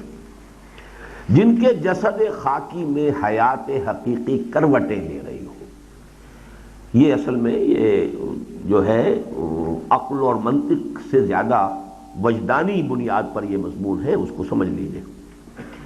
جس کو انسان کے اپنے اندر حیات حقیقی کروٹیں لیتی محسوس ہو، اور جنہیں خود اپنے اندر ہی کی کوئی چیز اپنی عظمت کی جانب اشارے کرتی محسوس ہو، انہیں محسوس ہو کہ نہیں انسان میرا حیوان تو نہیں ہو سکتا، میری زندگی بس یہ مختصر 30 40 50 60 برس کی زندگی تو نہیں ہو سکتی، اندر سے کوئی گواہی ہو، اس لیے کہ اگر وہ ہے اندر، اس کی حقیقت زندہ ہے تو یہ گواہی اندر سے ابھرے گی۔ ان کے ضمیر پر جب نزول کتاب ہوتا ہے، یہ جب ہم پڑھتے ہیں ایمان کی ماہیت، تو ایک نور فطرت ہے اور ایک پھر نور وحی ہے۔ یہاں اسی چیز کو مختلف الفاظ میں بیان کیا گیا کہ وہ فطرت اندر سے زندہ ہے، جو اندر سے کہہ رہی ہے کہ نہیں یہ کچھ نہیں، صرف یہی انسان، ایک مادی وجود نہیں، کوئی اور حقیقت بھی میری ہے۔ اور پھر اس کے اوپر نور وحی کا جب نزول ہوتا ہے، ان کے ضمیر پر نزول کتاب ہوتا ہے۔ تیرے ضمیر پہ جب تک نہ ہو نزول کتاب، گرہ کشا ہے نہ رازی نہ صاحب کشاف، تو حقیقت حیات کی گرہ کھلتی ہے۔ گرہ کشا ہے نہ راضی نہ صاحب کشاف، تو حقیقت حیات کی گرہ کھلتی ہے، اور وحی الہی کی بدلی سے حقائق کی بارش ہوتی ہے، تو ان کی عقل و وجدان کی پیاسی زمین کو ایسے محسوس ہوتا ہے جیسے اسے بعین ہی وہی چیز مل گئی جس کی اسے پیاس تھی۔ اور تب وہ حیات انسانی جو حواس خمسہ کی بندگی میں گھٹ کر جوئے کماب نظر آتی تھی، ذہن انسانی کے ان کے چنگل سے آزاد ہوتے ہی ایک بحر بے کراں کی صورت اختیار کر لیتی ہے، بندگی میں گھٹ کے رہ جاتی ہے ایک جوئے کماب، اور آزادی میں بحر بے کراں ہے زندگی۔ اور یہ حیات دنیاوی جو لا علمی اور بے خبری میں اصل حیات قرار پا گئی تھی، سکڑ اور سمٹ کر اصل کتاب حیات کے محض ایک دیباچے اور مقدمے کی شکل اختیار کر لیتی ہے۔ سائقہ حق کوند کر اعلان کرتا ہے وَإِنَّ الدَّارَ الْآخِرَةَ لَهِيَ الْحَيَوَانُ، اصل زندگی تو آخرت کی زندگی ہے۔ اور انسانوں کے اس عظیم ہجوم پر نظر ڈالتے ہوئے جو حیات دنیاوی کے لہو و لعب ہوئی کو اصل حیات قرار دے بیٹھا ہے، حسرت کے ساتھ پکارتا ہے لو کانوا یعلمون، کاش کہ انہیں معلوم ہوتا۔ اب یہ لو کانوا یعلمون، کاش کہ انہیں معلوم ہوتا، انہیں معلوم ہی نہیں۔ تو زندگی کی یہ شب و روز جو ہے بس انہی کو زندگی اپنی حقیقت سمجھ بیٹھے ہو۔ پھر کبھی ڈانٹا جاتا ہے کلا بل تحبون العاجلہ وتذرون الآخرہ، کوئی نہیں، بس تم دنیا سے محبت کرتے اور آخرت کو تم نے تج دیا ہے۔ اور کبھی شکوہ کیا جاتا ہے بل تؤثرون الحیاۃ الدنیا والآخرۃ خیر وابقیٰ، تم حیات دنیاوی کو ترجیح دیتے ہو حالانکہ آخرت بہتر بھی ہے اور باقی بھی۔ اللہ اللہ کیا انقلاب ہے، کہاں یہ ذہن کی تنگی کہ زندگی بس یہی زندگی ہے، اور کہاں یہ وسعت نظر کہ حیات انسانی ابدی اور سرمدی ہے جس کی کوئی انتہا نہیں۔ کجا یہ کہ مایوس کن تصور، کجا یہ مایوس کن تصور کہ موت سلسلہ حیات کا اختتام ہے، اور کجا اس حقیقت کا ادراک کہ موت تو اصل زندگی کا شاہدرہ ہے۔ اس موت سے تو ہم اصل زندگی کے شہر میں داخل ہوں گے۔ یہ شاہدرہ جو لاہور کا ہے، اور شاہدرہ دلی کے بھی پار تھا، جمنا پار دلی کا شاہدرہ، کہ جو شاہدرہ ہے داخلے ہونے کی جگہ، تو اصل حیات کے اندر داخلہ جو ہے وہ اصل میں موت کے ذریعے سے ہے۔ کجا یہ کہ ایک تصور یہ ہے کہ موت پر زندگی ختم ہو گئی، زمین و آسمان پہ انقلاب ہے۔ تیری جو ابتدا نہیں میری بھی انتہا نہیں۔ لیکن ذرا نوٹ کیجئے، یہ آپ نہیں سمجھ رہے ہو یہ کیسے کہہ دیا ابدی اور سرمدی اور لا انتہا، یہ تو ہمارے عقائد میں ہے۔ آخرت کی زندگی ابدی زندگی، تو ہمارا خاتمہ کہاں ہوا پھر؟ اگرچہ اس کے بارے میں کوئی ایک اور رائے بھی ہے، وہ میں بعد میں عرض کروں گا، لیکن یہ کہ قرآن مجید کا جو مین جو پیغام ہے وہ تو یہی ہے، ابداً ابدا، ہمیشہ ہمیشہ، لا يموت فیہا ولا یحیا۔ موت تو نہیں آئے گی نا، چاہے زندگی بھی نہ ہو جہنم والے کی، لیکن موت تو نہیں آئے گی۔ بہرحال تو ابدی تو ہو گئے ہم۔ بدقسمتی سے اخروی زندگی کے ماننے والوں میں بھی بہت کم بلکہ شاذ ہی ایسے ہیں جو اس کے جاننے والے ہیں۔ اب ان دونوں الفاظ کو سمجھیے، ماننا اور ہے عقیدے کی حیثیت سے، جاننا اس کی قدر و قیمت کا جاننا، اس حیات دنیاوی سے اس کی اصل ریشو پروپورشن کا جاننا۔ یہ کہا سارا معاملہ یہاں ہے، مانتے تو ہم سب ہیں، جانتے نہیں ہیں اسے۔ جانتے اور جان لیں تو عظیم انقلاب آ جائے گا زندگی میں۔ ماننا اور ہے، اس کا آگے وضاحت آ رہی ہے۔ ایک یہ ہے کہ اصل زندگی تو یہ ہے، ایک ضمیمے کے طور پر وہ زندگی بھی ہے، جیسے کتاب کے ساتھ ضمیمہ لگا ہوتا ہے۔ ایک یہ کہ اصل کتاب زندگی موت کے بعد کھلے گی، یہ اس کا صرف مقدمہ یا دیباچہ ہے۔ ماننے میں تو ہو گیا، لیکن ان دونوں میں کتنا زمین و آسمان کا فرق ہے، ریشو پروپورشن کا فرق ہے۔ اگر اصل کتاب زندگی وہ ہے اور یہ صرف اس کا دیباچہ ہے تو آپ کا مینٹل ایٹیچیوڈ اور ہوگا، اور اصل کی زندگی یہ ہے وہ اس کا ضمیمہ ہے تو آپ کا مینٹل ایٹیچیوڈ اور ہوگا۔ کہنے کو آپ آخرت کے ماننے والے، دونوں ہی ماننے والے۔ تو بدقسمتی سے اخروی زندگی کے ماننے والوں میں بھی بہت کم بلکہ شاذ ہی ایسے ہیں جو اس کے جاننے والے بھی ہوں۔ اس کا ماننا جس قدر آسان ہے، جاننا اسی قدر دشوار ہے۔ ماننا تو محض توارث سے بھی مل جاتا ہے۔ میرے والدین مانتے تھے، میں بھی مانتا ہوں، میں مانتا ہوں میری اولاد بھی مانے گی، لیکن جاننے کے لیے اپنے ظرف ذہنی کو وسیع و عمیق کرنے کی ضرورت ہے، اور اس کا موقع آج کی مادہ پرست دنیا میں کسے نصیب ہے؟ ماننے والوں کی غالب اکثریت نے حیات دنیاوی کو اصل کتاب جان کر حیات اخروی کو اس کے بس ایک تتمے اور ضمیمے کی حیثیت سے مانا ہے۔ کتاب زندگی، اصل کتاب زندگی اس دنیا کی زندگی کو مان کر وہاں جاننا ہے، جان کر، اور حیات اخروی کو صرف اس کے ضمیمے یا تتمے کی حیثیت سے جانا ہے۔ حالانکہ جاننا یہ چاہیے کہ اصل کتاب حیات تو موت کے بعد کھلنے والی ہے، یہ حیات دنیاوی تو بس اس کا ایک دیباچہ یا مقدمہ ہے۔ یہ حقیقت ہے اور وہ محض اس کا ایک عکس، وہ ابدی ہے، وہ حقیقت ہے اور یہ محض اس کا ایک عکس، وہ ابدی ہے اور لا متناہی، اور یہ عارضی ہے اور مختتم، وہ حقیقی اور واقعی ہے اور یہ اس کے مقابلے میں محض کھیل تماشا بلکہ متاع غرور۔ آیات بینات وما الحیات الدنیا فی الآخرۃ الا متاع، آخرت کے مقابلے میں دنیا کی زندگی صرف تھوڑے سے ساز و سامان، ضرورت کی چیزوں کے، کچھ نہیں۔ فما متاع الحیات الدنیا فی الآخرۃ الا قلیل۔ یہاں پھر دیکھیے جوڑے آ رہے ہیں آیتوں کے، وما هذه الحیات الدنیا الا لہو ولعب، نہیں ہے یہ دنیا کی زندگی سوائے کھیل اور کود کے کچھ. وَمَا الْحَيَاةُ الدُّنْيَا إِلَّا مَتَاعُ الْغُرُورِ، اور نہیں ہے یہ دنیا کی زندگی مگر دھوکے کا سودا. اس حقیقت پر شاہد ہے. لیکن اب یہاں آ رہا ہے اس حیات دنیاوی کا یہ جو ایک نیگیشن آ رہی ہے، اس کو بیلنس کیجئے اس کے پازیٹیو سائڈ کے ساتھ. حیات دنیاوی کی یہ ساری بے بضاعتی اور کم آئیگی حیات اخروی کے مقابلے ہی میں ہے، ورنہ بجائے خود یہ ایک ٹھوس حقیقت ہے. جیسے روح کے مقابلے میں مادے کی کوئی حیثیت نہیں، لیکن مادہ خود اپنی جگہ پر ایک ٹھوس حقیقت ہے. یہ ساری مادیت کا ظہور جو آج دنیا میں ہے، آپ مادے کی نیگیشن تو نہیں کر سکتے. ہاں اس کے مقابلے میں روح. اسی طریقے سے حیات دنیاوی اپنی جگہ پر ایک بہت بڑی حقیقت ہے، لیکن یہ کہ آخرت کے مقابلے میں متاع ہے، قلیل ہے، دھوکے کی کٹی ہے. اس کی حقیقت سمجھ لیجیے. ذرا غور کرو جو کتاب حکیم موت کو بھی ایک مثبت حقیقت قرار دے. یہ بڑی عجیب سی بات لگے گی آپ کو. مثبت حقیقت ہے موت، اس لیے کہ قرآن کہتا ہے خلق الموت والحیات، اس نے موت کو پیدا کیا ہے. موت خود مخلوق ایک شے ہے، کوئی شے ہے، یہ صرف معدوم ہونے کا نام نہیں ہے جو عام طور پر ذہنوں میں تصور ہے موت کا. ذرا غور کرو جو کتاب حکیم موت کو بھی ایک مثبت حقیقت قرار دے جو حیات ہی کی طرح تخلیق کے مراحل سے گزری ہے. خلق الموت والحیات لیبلوکم ایکم احسن عملا.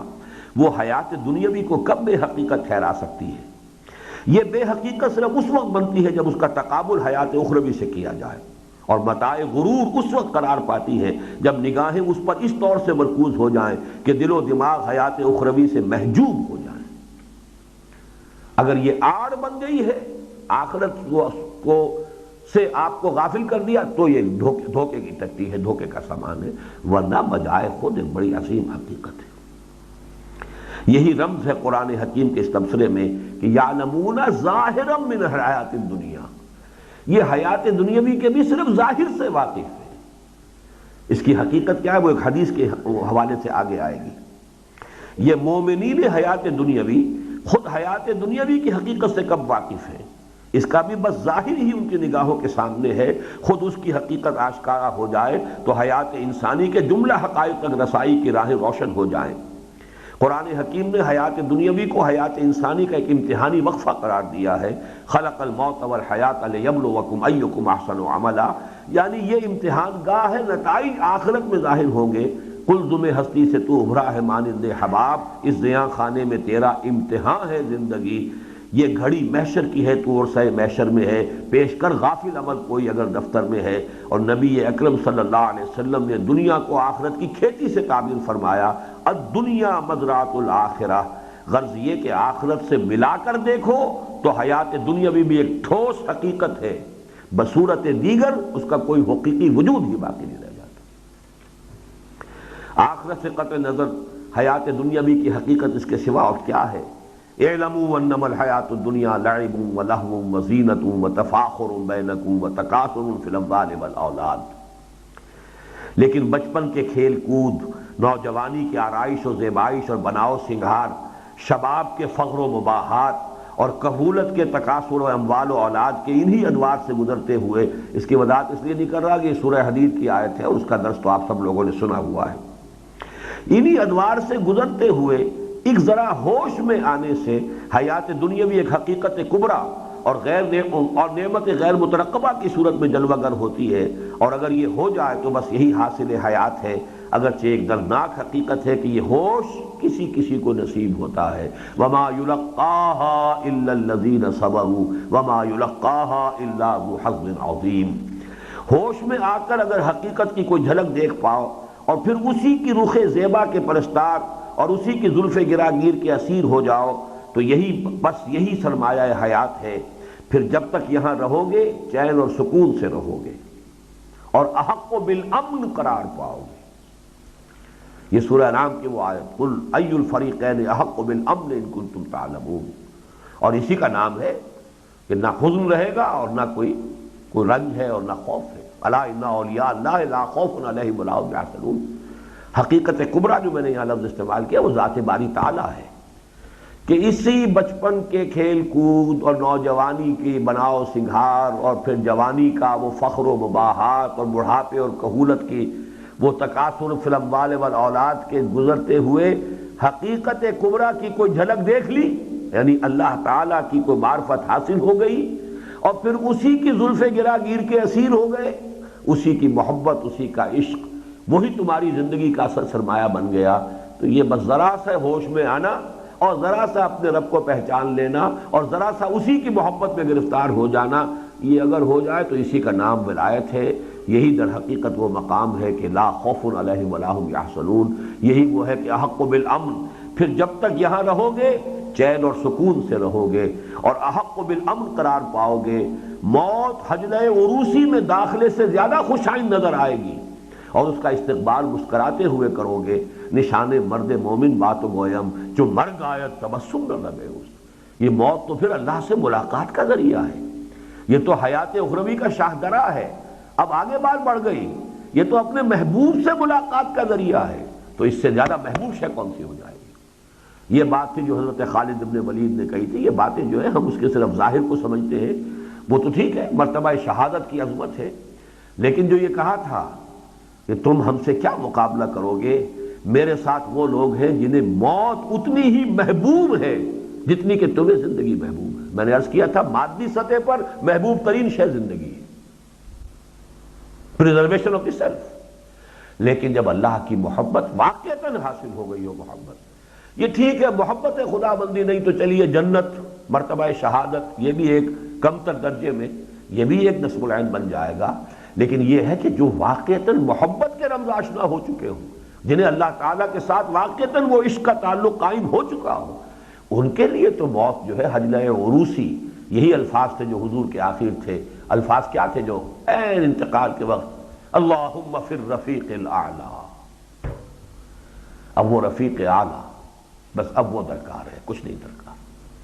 اور یہ وہی بات ہے اصل میں کہ جو حضور نے حدیث میں فرمائی ہے کہ انبیاء کو موت کے وقت بھی آپشن دیا جاتا ہے، ابھی مزید رہنا چاہتے ہو دنیا میں رہ سکتے ہو، ویسے your mission has been accomplished, your time has come, you can return، یہ ریٹرن ہی ہے نا۔ اللہم فی الرفیق الاعلی، اگرچہ یہ بات کہنے کی نہیں ہے لیکن میرا بہرحال خیال ہے، بعد ماقبل میں نے کہا بھی ہے کہ کبھی اگر اللہ نے پہنچائی دیا حضور کے قدموں میں تو شکوہ کروں گا کہ آپ نے جلدی کی۔ عرب میں انقلاب ابھی اس کی تکمیل ہوئی تھی، ابھی وہ جو لوگ یدخلون فی دین اللہ افواجا آئے تھے ان کی تربیت کا ابھی مرحلہ باقی تھا، آپ نے جلدی کی، لیکن یہ وہ عشق کا غلبہ ہے، اب نہیں جی چاہ رہا رہنے کو مزید، اگر وہ وقت ختم ہو گیا، میرا جو ایک فرض منصبی ہے، الدنیا سجن المومن و جنت الکافر، یہ مومن کے لیے قید خانہ ہے، اس کے لیے تو جو قیدی کی سب سے بڑی آرزو تو ہے کہ وہاں سے چھٹکارا ملے، وہ تو ایک حکم ہے جس کی وجہ سے وہ پابند ہے۔ یہ زندگی لائبلٹی ہے، ایسٹ نہیں ہے اس معنی میں، یہاں تو ہم مجبوراً رکھے گئے ہیں۔ اگر آخرت پر یقین اور اللہ سے محبت ہے تو بہرحال اس صورت میں موت محبوب ہوگی، موت کی طلب ہوگی، وہ مطلوب ہوگی، اور یہ جو میں نے کہا ہے کہ حجلہ عروسی میں داخلے سے زیادہ خوش آئند نظر آئے گی، اس لیے کہ وہ تو محبوب سے ملاقات کا ذریعہ ہے۔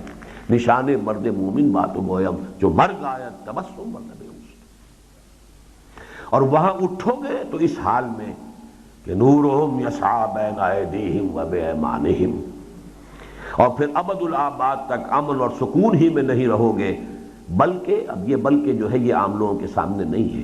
جنت کو لوگوں نے یہی سمجھا کوئی عیش کی جگہ ہے، بس عیاشی، کھائیں گے پیئیں گے اینڈیں گے وہاں، سمجھے جی، اور بس یہی کچھ ہے۔ جو لوگوں کی جن کی یہاں سے آگے سوچ ہی کوئی نہ ہو، جو دنیا کی نعمتیں بس وہ نعمتیں کروڑ گنا ارب گنا زیادہ وہاں ہو جائیں گی، اس سے اوپر ان کا کوئی تصور نہ یہاں ہے نہ وہاں ہوگا، لیکن یہاں سمجھیے پھر ابد الآباد تک امن اور سکون ہی میں نہیں رہو گے، بلکہ تمہاری مشاہدہ حق کی لحظہ بلحظہ بڑھتی ہوئی پیاس کو آسودگی عطا کی جائے گی، یہاں تک کہ تم حقیقت الحقائق اور جانے جانا کا مشاہدہ کرو گے۔ وجوہ یومئذ ناظرۃ الی ربھا ناظرہ، اور اگر ہوش میں نہ آئے، یہ تو ہوش میں آنا تھا کہ اسی زندگی میں بچپن کا جو تھا اور جوانی نوجوانی پھر وہ کہولت اور بڑھاپا، اس میں کہیں کوئی ہوش آ گیا، ذرا ہوش آ گیا یعنی اللہ سے تعارف ہو گیا، اللہ کے جلال کی کوئی جھلک دیکھ لی اور انسان اس کا دیوانہ ہو گیا اور اسی کا عاشق اور اسی کا محب بن گیا، تو یہ کیفیت ہے۔ اور اگر ہوش میں نہ آئے، زمینی خواہشات ہی میں غلطاؤں پیچا رہے، وَلَكِنَّهُ أَخْلَدَ إِلَى الْأَرْضِ، زمینی خواہشات، ہمارا یہ نفس جو ہے، نفس امارہ حیوانی وجود زمینی ہے اور اس کی ساری توجہات ان زمینی دلچسپیوں کی طرف ہے، عالم اسفل کی طرف، اور اوندھے منہ پڑھ کر پستی پر نگاہوں کو جمائے رکھا، مُكِبًّا عَلَى وَجْهِهِ، اوندھے منہ چل رہے ہیں۔ أَفَمَن يَمْشِي مُكِبًّا عَلَى وَجْهِهِ أَهْدَىٰ أَمَّن يَمْشِي سَوِيًّا عَلَى صِرَاطٍ مُسْتَقِيمٍ، اوندھے منہ پڑھ کر پستی ہی پر نگاہوں کو جمائے رکھا اور یہاں کی جھوٹی مسرتوں اور آسودگیوں ہی کی تلاش میں سرگرداں رہے، تو یہ زندگی تمناؤں اور آرزوؤں کے بحر لجین میں دیوانہ وار ہاتھ مارتے ہوئے بیت جائے گی، جہاں ظلمات بعضها فوق بعض کے سوا کچھ نہیں، او کظلمات فی بحر لجی یغشاہ موج من فوقہ موج من فوقہ سحاب، ظلمات بعضها فوق بعض۔ پھر مرو گے اس پیاسے کی موت جو سراب کو پانی سمجھ کر دیوانہ وار دوڑتا رہا، حتیٰ کہ انتہائی حسرت و یاس کی حالت میں جان دے دی۔ والذین کفروا اعمالهم کسراب بقیعۃ یحسبہ الظمآن ماء حتی اذا جاءہ لم یجدہ شیئا ووجد اللہ عندہ فوفاہ حسابا۔ اور پھر وہاں اٹھو گے اس حال میں کہ زبان پر رب لم حشرتنی اعمیٰ وقد کنت بصیرا کا شکوہ ہوگا، اور پھر رہو گے ابد الآباد تک اس حالت میں کہ نہ زندوں میں ہوگے نہ مردوں میں۔ ثم لا یموت فیہا ولا یحیا، نہ عذاب کی سختی جینے ہی دے گی اور نہ موت ہی آئے گی کہ اسے چھٹکارا دلا دے۔ لا یذوقون فیہا الموت الا موتۃ الاولی، غالباً الفاظ آگے ہیں، نہ عذاب کی سختی جینے ہی دے گی اور نہ موت ہی آئے گی کہ اسے چھٹکارا دلا دے۔ لا یذوقون فیہا الموت، گویا اب اس کا نتیجہ کیا نکلا؟ گویا دنیا اور آخرت میں تضاد نہیں، توافق ہے۔ غلط سمجھا جنہوں نے اسے ایک دوسرے سے مختلف یا اس کی ضد سمجھا، یہ دونوں باہم دیگر پیوست و ہم آغوش ہیں، ایک ہی۔ اب اسی لیے یہاں پہ لفظ نوٹ کیجئے ہم آغوش کے، کہ یہ بات میرے دروس میں آتی ہے کہ جب قرآن مجید کہتا ہے وَمِن كُلِّ شَيْءٍ خَلَقْنَا زَوْجَيْنِ، تو دنیا کا زوج ہے آخرت۔ جس طرح زوجین باہم پیوست ہوتے ہیں، اسی طریقے سے یہ حیات دنیاوی حیات اخروی باہم پیوست ہے، مربوط ہے، مسلسل ہے۔ ایک ہی حیات انسانی کا تسلسل ان میں جاری ہے، جس نے یہاں دیکھا وہی وہاں بھی دیکھے گا، اور جو یہاں اعمیٰ رہا وہ وہاں اعمیٰ ہی نہیں بلکہ اضل سبیلا رہے گا۔ وَمَنْ كَانَ فِي هَذِهِ أَعْمَىٰ فَهُوَ فِي الْآخِرَةِ أَعْمَىٰ وَأَضَلُّ سَبِيلًا، اور حقائق سے جیسے یہاں محجوب رہا ایسے ہی حقیقت کبریٰ کے مشاہدے سے وہاں محروم رہے گا۔ كَلَّا إِنَّهُمْ عَنْ رَبِّهِمْ يَوْمَئِذٍ لَمَحْجُوبُونَ۔ دیکھی اس حیات مستعار کی عظمت اور اس ذرا ہوش میں آنے کی اہمیت، تبھی تو وہی الہی بار بار پکارتی ہے لو کانوا یعلمون۔ یہ جملہ نہ معلوم کتنی مرتبہ آیا ہے قرآن، لو کانوا یعلمون، لو کانوا یعلمون، لو کانوا یعلمون۔ پھر بھی اگر کوئی کہے کہ قرآن مجید علم پر زور نہیں دیتا، اپیرنٹلی ان مسائل کے اوپر اس فلسفیانہ انداز میں، منطق کے انداز میں بات نہیں ہوئی ہے قرآن میں، لیکن حکمت، علم، فہم، تفقہ، ان چیزوں کا تو بنتہائی ایمفیسس۔ شروع کریں۔ بسم اللہ اولہ و آخرہ۔ قرآن حکیم بار بار پوچھتا ہے هل يستوي الاعمى والبصیر، کیا برابر ہو سکتا ہے اندھا اور دیکھنے والا؟ هل يستوي الذین یعلمون والذین لا یعلمون، کیا برابر ہوتے ہیں سمجھ والے اور بے سمجھ؟ حقیقت یہ ہے کہ اصل فرق علم اور جہل ہی کا تو ہے۔ بالکل صحیح کہا تھا جس نے کہا تھا علم نیکی ہے اور جہالت بدی، یہ سقراط کا جملہ ہے، علم نیکی ہے اور جہالت بدی۔ Knowledge is virtue. ان سالوں کے اس جم غفیر پر نگاہ ڈالو، اب یہ ذرا صرف ان تین چیزوں کو محسوس کیجئے، صرف یہ کوئی عقلی وقلی باتیں نہیں ہیں۔ جیسا میں نے کہا، اس مضمون کا جو مبدا ہے وہ وجدان ہے بجائے منطق کے۔ انسانوں کے اس جم غفیر پر نظر ڈالو جو زمین میں بس رہا ہے، اور دیدہ بینا کو وا کرو۔ دیدہ بینا وہ دل کی آنکھ، یہ ساری جہل ہی کی تو بساط پھیلی ہوئی ہے۔ کون سے تعجب کی بات ہے اگر پیدائش سے موت تک کے وقفے ہی کو زندگی سمجھنے والے انسان نما حیوانوں کا یہ ہجوم چھوٹی چھوٹی چیزوں پر لڑے اور کٹ مرے، ایک دوسرے پر جھپٹے اور غرائے۔ بالکل ٹھیک دیکھا تھا اس صاحب چشم حقیقت بین نے، جس نے انسانوں کی بستی میں بجائے انسانوں کے کتوں اور بھیڑیوں اور سوروں کو چلتے پھرتے دیکھا تھا۔ یہ مشاہدہ تھا کہ جو مولانا احمد علی رحمۃ اللہ علیہ کو ان کی نوجوانی میں کسی بزرگ نے کرایا تھا۔ وہ واقعہ یہ بیان کرتے ہیں کہ میں یہاں کشمیری بازار میں، اس زمانے میں وہ اصل میں نظر بند تھے لاہور میں، یعنی قید میں نہیں تھے لیکن لاہور سے باہر نہیں جا سکتے تھے۔ وہ جو ریشمی رومالوں کی تحریک کا سلسلہ تھا، چونکہ جو لوگ بھی کسی درجے میں اس کے ساتھ متعلق رہے تھے تو وہ ان کا نام بھی تھا، تو وہ نظر بند تھے۔ وہ کہتے ہیں یہیں کشمیری بازار کے دوپہر کا وقت تھا، میں گھوم رہا تھا تو ایک شخص ملا مجھے، اور اس نے کہا، درویش سا تھا، مجذوب سا، کہ میں کسی انسان سے ملنا چاہتا ہوں، مجھے کسی انسان کا پتہ بتاؤ۔ انہوں نے اپنی اسی نوجوانی کی کیفیت میں وہ استہزاءً کہا، یہ انسان نہیں نظر آ رہا ہے آپ کو؟ یہ سارا بھرا بازار ہے، یہ دکانیں ہیں، جس سے چاہو مل لو۔ تو اس نے اچانک یہ کہا کہ کہاں ہے انسان؟ مجھے تو کوئی انسان نظر نہیں آ رہا۔ وہ کہتے ہیں مولانا احمد علی کہ اس پر جو میری اپنی کیفیت ہوئی کہ میں نے جو دیکھا تو کسی دکان پر بندر بیٹھا نظر آیا، کسی پر سور، کوئی بھیڑیا، کوئی، یہ مجھے بھی نظر آئے۔ تو میں بھی حیران سا ہوا، پلٹ کر میں نے دیکھا تو وہ آدمی نہیں تھا موجود۔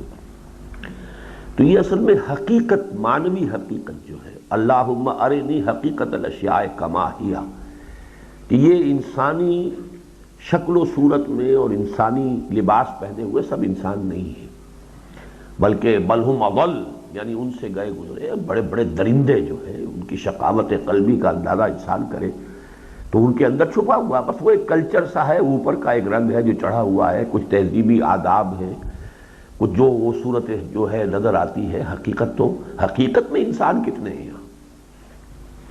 ان ہی الا حیاتنا دنیا کے جہل مرکب کے بطن سے حرص و لالچ، حسد و بغض، غیظ و غضب، دشمنی و عداوت کے سوا اور کیا جنم پا سکتا ہے؟ یہ جھوٹی مسرتوں اور آسودگیوں کی تلاش میں سرگرداں، حقیر سی آرزوؤں اور تمناؤں کے پھندوں میں گرفتار، اور طول عمل کے سراب پر دم توڑتے ہوئے انسان اسی تصور حیات کا شاہکار تو ہے۔ یہ اچھے الفاظ ہیں، طول عمل کے سراب پر دم توڑتے ہوئے، اس لیے کہ طول عمل وہ ہے جس کا سلسلہ کبھی ختم نہیں ہوتا، آرزویں ہیں ایک کے بعد دوسری، دوسرے کے بعد تیسری، تیسرے کے بعد چوتھی۔ الہاکم التکاثر حتی زرتم المقابر۔ تو یہ طول عمل جو ہے، امیدوں، آرزوؤں، تمناؤں کا جو یہ ایک غیر مختتم سلسلہ ہے، پھر وہ سراب محسوس ہوتا ہے، آخر میں آدمی اس پر دم توڑتا ہے۔ انسان اسی تصور حیات کا شاہکار تو ہے۔ ذرا سوچو، اس جہل نے، یعنی حقیقت زندگی اور حقیقت انسان سے جاہل ہونے کا نتیجہ یہ ہے نا۔ ذرا سوچو، اس جہل نے احسن تقویم میں تخلیق پائے ہوئے انسان کو کیسے اسفل سافلین بنا کر رکھ دیا ہے۔ لقد خلقنا الانسان فی احسن تقویم ثم رددناہ اسفل سافلین۔ یہ کیسی چھوٹی چھوٹی اور حقیر سی چیزوں کو پا کر خوش ہی نہیں ہو جاتا، اترانے لگتا ہے اور اکڑ کر چلنا شروع کر دیتا ہے، اور کتنی چھوٹی تکالیف اور محرومیوں پر حسرت و یاس کی تصویر بن جاتا ہے۔ وَإِذَا أَنْعَمْنَا عَلَى الْإِنسَانِ أَعْرَضَ وَنَأَىٰ بِجَانِبِهِ وَإِذَا مَسَّهُ الشَّرُّ كَانَ يَئُوسًا۔ جہل کے یہ سارے شاہکار تمہاری نگاہوں کے سامنے ہیں۔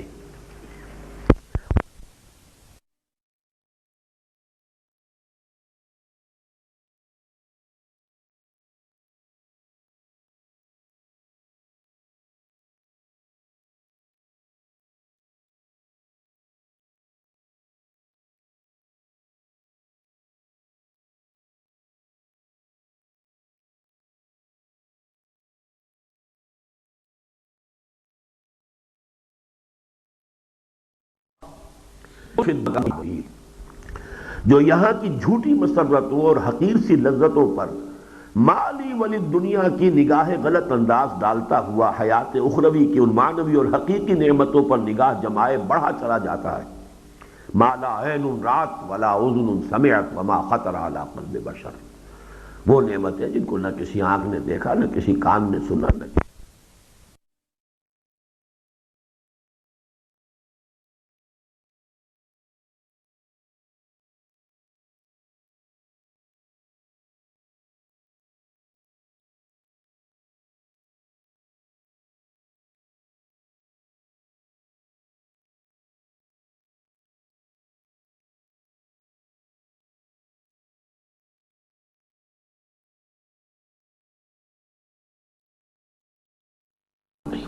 اب دوبارہ کی ہے. ذرا تو کرو اس ذہن کی وسعت کا جو حیات دنیاوی کو بس ایک سفر کا درجہ دے، جس کی منزل موت کی سرحد سے آگے، بہت آگے ہو. پرے ہے چرخ نیلی فام سے منزل مسلمان کی.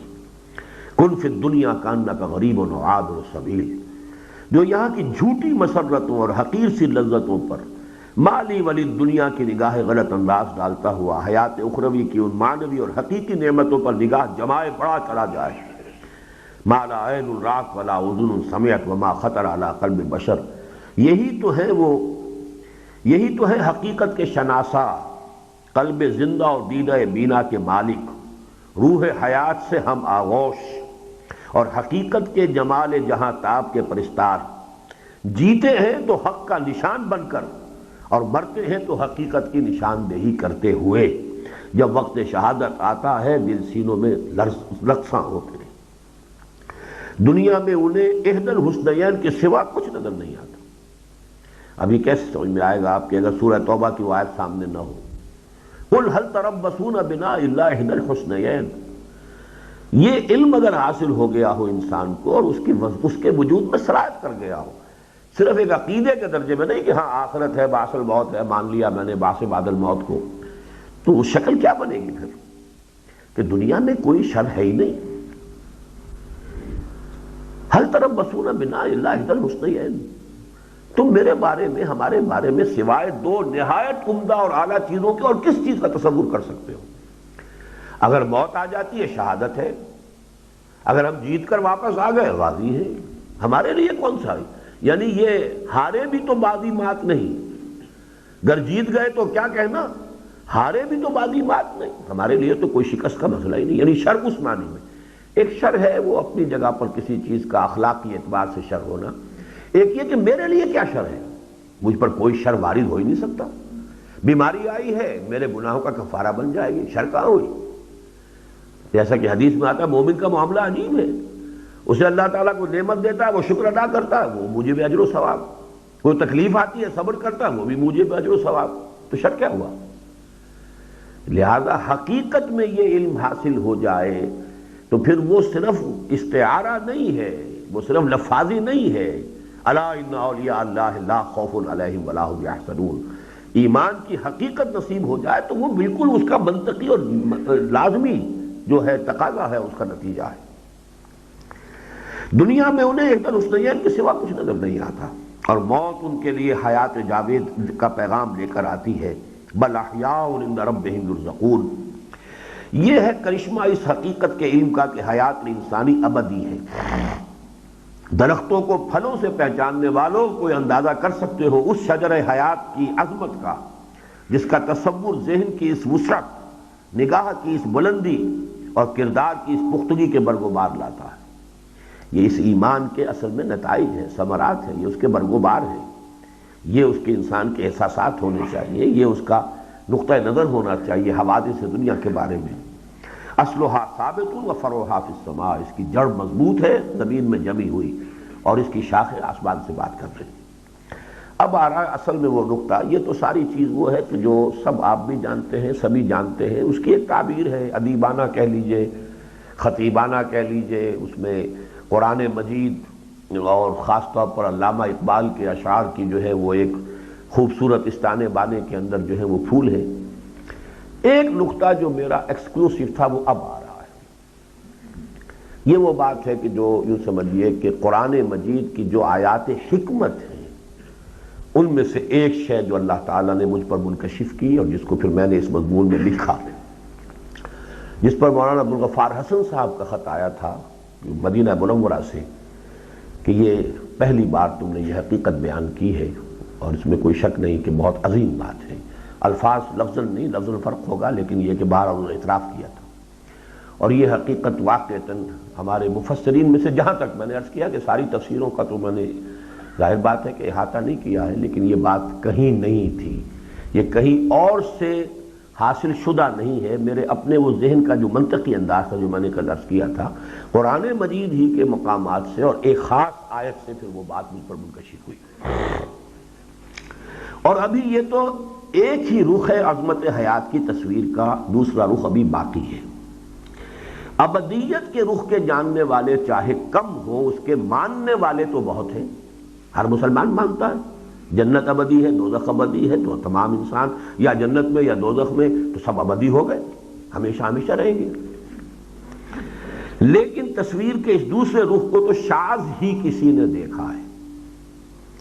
وحی الہی نے جہاں حیات بعد الممات کے حقائق کو اجاگر کیا ہے، وہاں حیات قبل الولادت کی حقیقت کو بھی بالکل مخفی نہیں رکھا۔ موت کے بعد جو زندگی آنی ہے، آخرت کی زندگی، وہ تو قرآن مجید نے اس کو خود کھول کر بیان کیا، وہ تو یوں سمجھیے کہ اہم ترین مضمون ہے قرآن کا، علمی اور نظری اعتبار سے توحید اور عملی اور اخلاقی اعتبار سے عقیدہ آخرت اہم ترین، قانونی اور فقہی اعتبار سے ایمان بالرسالت۔ یہ میں نے حقیقت ایمان کی اپنی تقاریر میں واضح کیا ہے کہ یہ ایمانیات ثلاثہ میں سے ہر ایک کی ایک خاص اعتبار سے خصوصی اہمیت ہے۔ وحی الہی نے جہاں حیات بعد الممات کے حقائق کو اجاگر کیا ہے، وہاں حیات قبل الولادت کی حقیقت کو بھی بالکل مخفی نہیں رکھا، اگرچہ یہ واقعہ ہے کہ اس کا اظہار بطرز خفی کیا، یہ میں کل بیان کر چکا ہوں۔ گہرے علمی اور حکیمانہ مضامین قرآن مجید میں بطرز خفی آئے ہیں، چھپے ہوئے، لیکن اس کا سبب بالکل معقول اور بادنا تأمل معلوم ہو جانے والا ہے۔ کتاب الہی ھدی للناس ہے اور اس نے انسانوں کے مختلف طبقات اور گروہوں کی ضرورت کو گہری حکمت کے ساتھ پیش نظر رکھا ہے۔ حیات بعد الممات کا علم انسانوں کی ایک عظیم اکثریت کی حیات دنیاوی کی عملی اصلاح کے لیے ناگزیر تھا۔ حیات اخروی کو آپ جانیں گے تبھی اس دنیا کی عمل درست ہوگا۔ وہ جو کانٹ کا کہنا ہے کہ there is no possibility of any morality without believing in God، بالکل اسی طرح سمجھیے کہ کسی موریلٹی کا کوئی تصور نہیں ہے آخرت کا آپ کو عقیدہ نہ ہو۔ میں کیوں نفع چھوڑوں، دنیا کا نفع کیوں چھوڑوں، پاگل ہوں میں۔ ہاں اگر یقین ہے کہ آخرت ہے، اصلی زندگی وہ ہے، تو یہاں کا نفع آدمی چھوڑ دے گا اگر وہ حرام ذریعے سے ہو رہا ہے۔ کیوں نہ بابر میں عرش کوش کے عالم دوبارہ نیست، جہاں ہاتھ پڑ سکتا ہوں کیوں نہ ڈالوں۔ ہاں اگر آخرت کا عقیدہ ہے تو رکوں گا، جائز ہے کہ نہیں، ناجائز تو نہیں، غلط تو نہیں، تو موریلٹی ممکن نہیں ہے آخرت کے عقیدے، لہذا اس کو تو قرآن نے حیات بعد الممات کا علم انسانوں کی عظیم اکثریت کی حیات دنیاوی کی عملی اصلاح کے لیے ناگزیر تھا، لہذا اس کے حقائق انتہائی جلی انداز میں روز روشن کی طرح کتاب کے ہر ورق پر نمایاں کر دیے گئے۔ شاید ہی کوئی صفحہ قرآن کا ایسا ہو جس میں کہ یعنی آخرت کا، جنت دوزخ کا تذکرہ نہ ہو، جبکہ حیات قبل الولادت کا علم صرف علم کی گہری پیاس رکھنے والے ذہنوں کی آسودگی کے لیے ضروری ہے، یعنی اس کی پریکٹیکل امپورٹنس نہیں ہے۔ اور ظاہر ہے کہ ذہن رسا کے لیے حقیقت خفی کا ادراک کیا مشکل ہے، جو واقعی ذہین ہے وہ تو اشاروں کو بھی پالے گا، لہذا وہاں اتناب ان کی توہین ہے، ان کی انسلٹ ہے، اس کو کھولنا۔ ذہین آدمی تو اپنی انسلٹ محسوس کر رہا ہے کہ تم خامخواہ اپنی بات کی مزید وضاحت کر رہے ہو، اس کا مطلب مجھے کونن سمجھا، تم نے پاگل سمجھا، تم نے بات تانت بازی راگ پایا، ہم نے تمہاری بات سمجھ لی ہے۔ تو اس حوالے سے یہ گویا کہ دوسرا پہلو ہو گیا۔ ویسے میں نے یہ عرض کیا تھا کہ اس کا تحمل بھی نہیں کر سکتے عوام، لہذا ان کے لیے تکلیف مالا یطاق بن جائے گی اگر وہ مسائل جو ہے زیر بحث آئے۔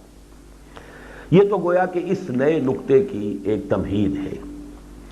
یہی وجہ ہے کہ تصویر حیات کے اس رخ کی بس کوئی جھلک ہی کہیں کہیں دکھا دی گئی ہے۔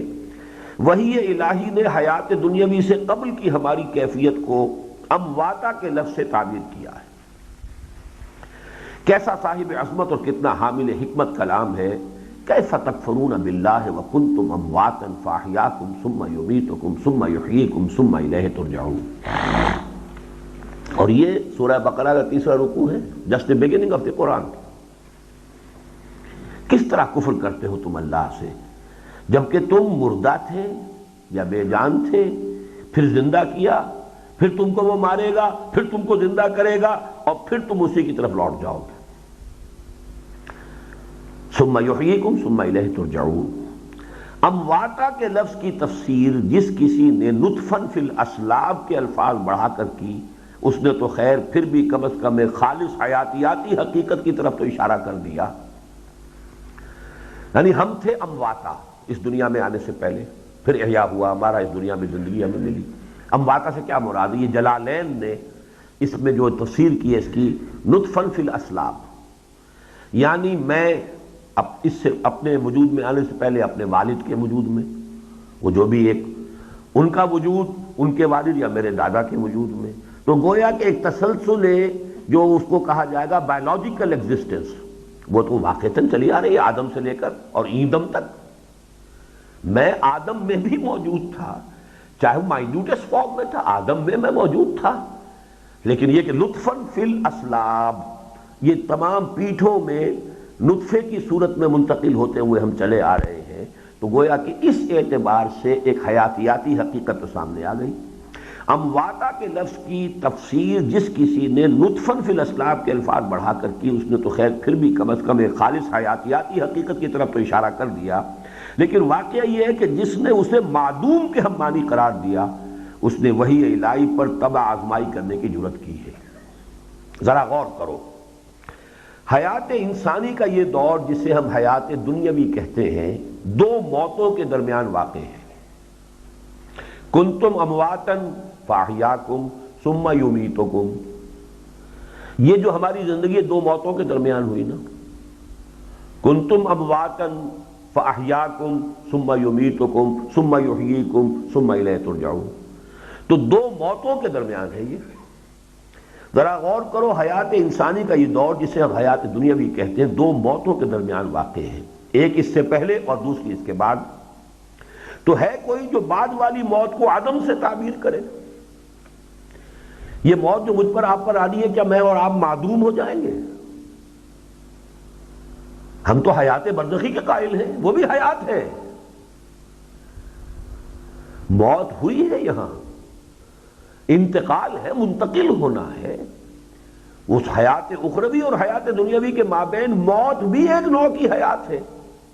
حیات نہ مانے تو وجود تو ہے نا, ہم معدوم تو نہیں ہو گئے. پھر کیسا ستم ہے کہ پہلی موت کو عدم کہنے والے چاہے کم ہو, سمجھنے والے اکثر و بیشتر ہیں. آپ ساری تفسیریں اٹھا دیجئے, گویا کہ ہم معدوم تھے. امواتا سے مراد یہاں معدوم ہونا ہے, اور احیاء سے مراد گویا کہ ہماری تخلیق جو ہوئی ہے وہ احیاء ہے.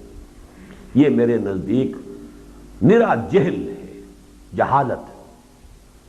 میں اس سے کم تر لفظ جو ہے اس کے لیے استعمال نہیں کر سکتا, اور بہت سے مفسرین نے یہ لفظ استعمال کیا, اس لیے کہ وہ جو اصل حقیقت ہے وہ نہیں کھلی. واقعہ یہ ہے کہ نہ وہ موت معدوم ہونے کا نام ہے, نہ یہ کیفیت عدم کا اظہار, نہ اس پر زندگی ختم ہوگی, نہ اس سے اس کی ابتدا ہوئی تھی. بلکہ جیسے بعد والی موت بجائے خود زندگی ہی کا ایک وقفہ ہوگی, اسی طرح قبل والی موت بھی زندگی ہی کا ایک دور تھی. اور جس طرح آنے والی موت کے بعد حیات اخروی کو شروع ہونا ہے, بالکل اسی طرح گزشتہ موت سے قبل بھی ایک زندگی تھی, جس کا سب سے بڑا واقعہ وہ عہد الست ہے, جس کی خبر وحی الہی نے دی اور جس کی یاد فطرت انسانی میں محفوظ ہے. وَإِذْ أَخَذَ رَبُّكَ مِنْ بَنِي آدَمَ مِنْ ظُهُورِهِمْ ذُرِّيَّتَهُمْ وَأَشْهَدَهُمْ عَلَىٰ أَنفُسِهِمْ أَلَسْتُ بِرَبِّكُمْ قَالُوا بَلَىٰ. تو کون کہہ سکتا ہے کہ جب یہ میثاق لیا گیا اس وقت عہد کرنے والوں کو اپنی ہستی کا شعور نہ تھا؟ آپ کو معلوم ہے جب آپ معاہدہ دنیا میں بھی کرتے ہیں, میں بقائمی ہوش و حواس یہ معاہدہ کر رہا ہوں.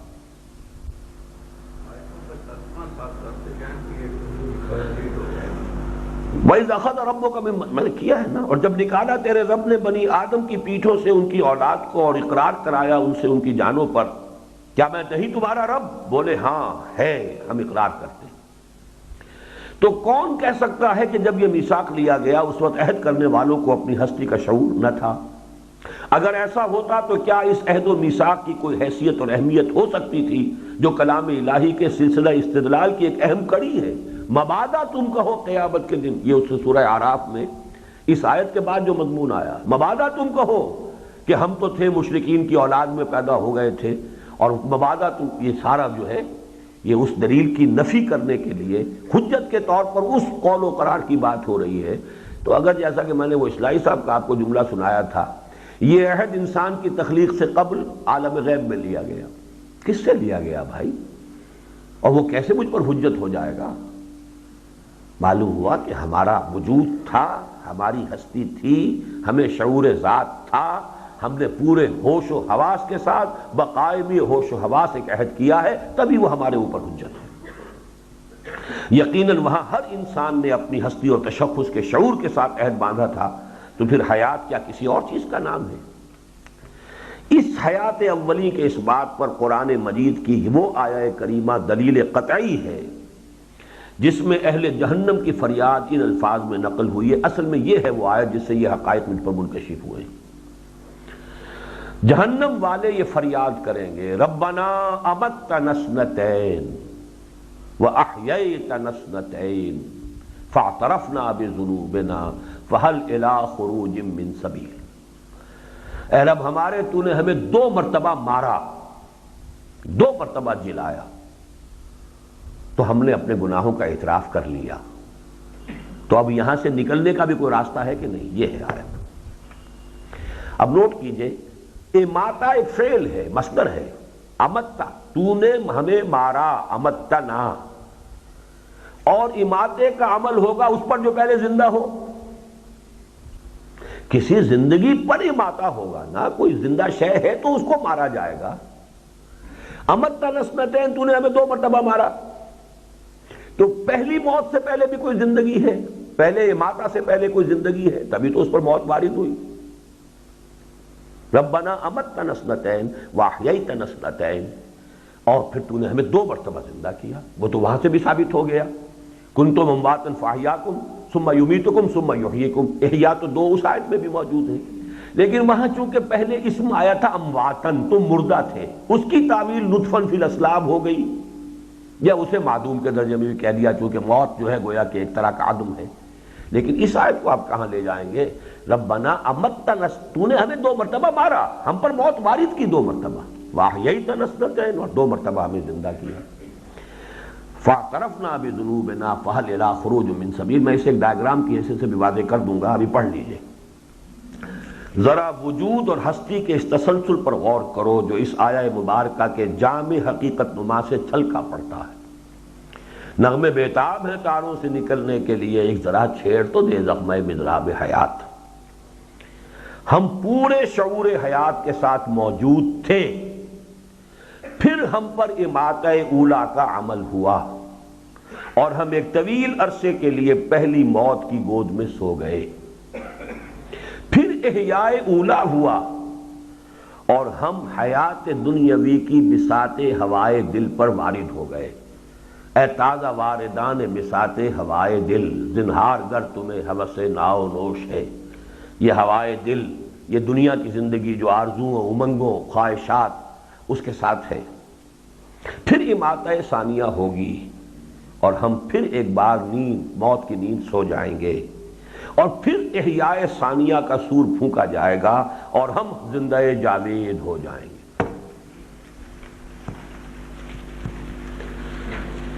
یہ جو مراحل ہے، ہم پورے شعور حیات کے ساتھ موجود تھے، پھر ہم پر اماتہ اولا کا عمل ہوا، اور ہم ایک طویل عرصے کے لیے پہلی موت کی گود میں سو گئے، پھر احیاء اولا ہوا، اور ہم حیات دنیاوی کی بساط ہوائے دل پر وارد ہو گئے، پھر اماتہ ثانیہ ہوگی، اور ہم پھر ایک بار موت کی نیند سو جائیں گے، پھر احیاء ثانی کا سور پھونکا جائے گا، اور ہم زندہ جاوید ہو جائیں گے۔ وَإِنَّهَا لَجَنَّةٌ أَبَدًا أَوْ لَنَارٌ أَبَدًا۔ ذرا ٹھہرو، حیات کی عظمت کے ساتھ ساتھ موت کی حقیقت بھی دیکھ لو۔ یہ زندگی کا ایک وقفہ ہی نہیں، سلسلہ حیات کی ایک کڑی اور زندگی ہے کی ایک صورت ہے، بالکل نیند سے مشابہ ہے۔ اس لیے میں نے سونے کے الفاظ استعمال کیے ہیں دونوں مرتبہ، موت کی گود میں سو جائیں گے۔ اب ذرا آیت تلاوت کرو آیہ کریمہ، اللہ یتوفی الانفس حین موتها والتی لم تمت فی منامها۔ اللہ تعالیٰ کھینچ لیتا ہے جانے جب وہ وقت ان کے مرنے کا ہو، اور جن کے مرنے کا وقت نہیں آیا ہوتا تو ان کی نیند میں کھینچ لیتا ہے۔ نیند کو موت سے کس قدر مشابہ قرار دیا گیا ہے، اور گوش حقیقت نیوش سے سنو نبی اکرم صلی اللہ علیہ وسلم کے الفاظ، واللہ لتموتن کما تنامون ثم لتبعثن کما تستيقظون۔ خدا کی قسم تم لازماً مر جاؤ گے جیسے تم سو جاتے ہو، پھر یقیناً اٹھا لیے جاؤ گے جیسے تم نیند سے بیدار ہوتے ہو۔ اور یاد کرو آپ کی وہ دعا جو آپ کی ہر صبح کا معمول تھی، الحمدللہ الذی احیانی بعدما اماتنی والیہ النشور۔ کل شکر ہے اس اللہ کا جس نے مجھے دوبارہ زندہ کیا اس کے بعد کہ مجھ پر موت وارد کر دی تھی، اور اسی طرح ایک دن اس موت سے بھی ہم جاگیں گے اور احیا ہوگا، اور اللہ کی طرف جو ہے پھر ہمارا چل نکلنا ہوگا۔ میرا دل برماہی نہیں آیا،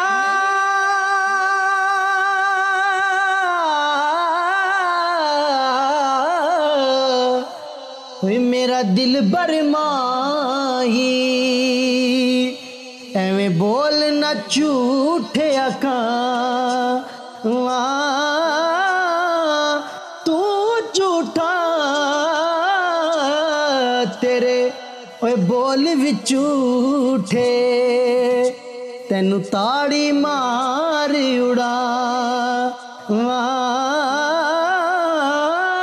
تو جھوٹا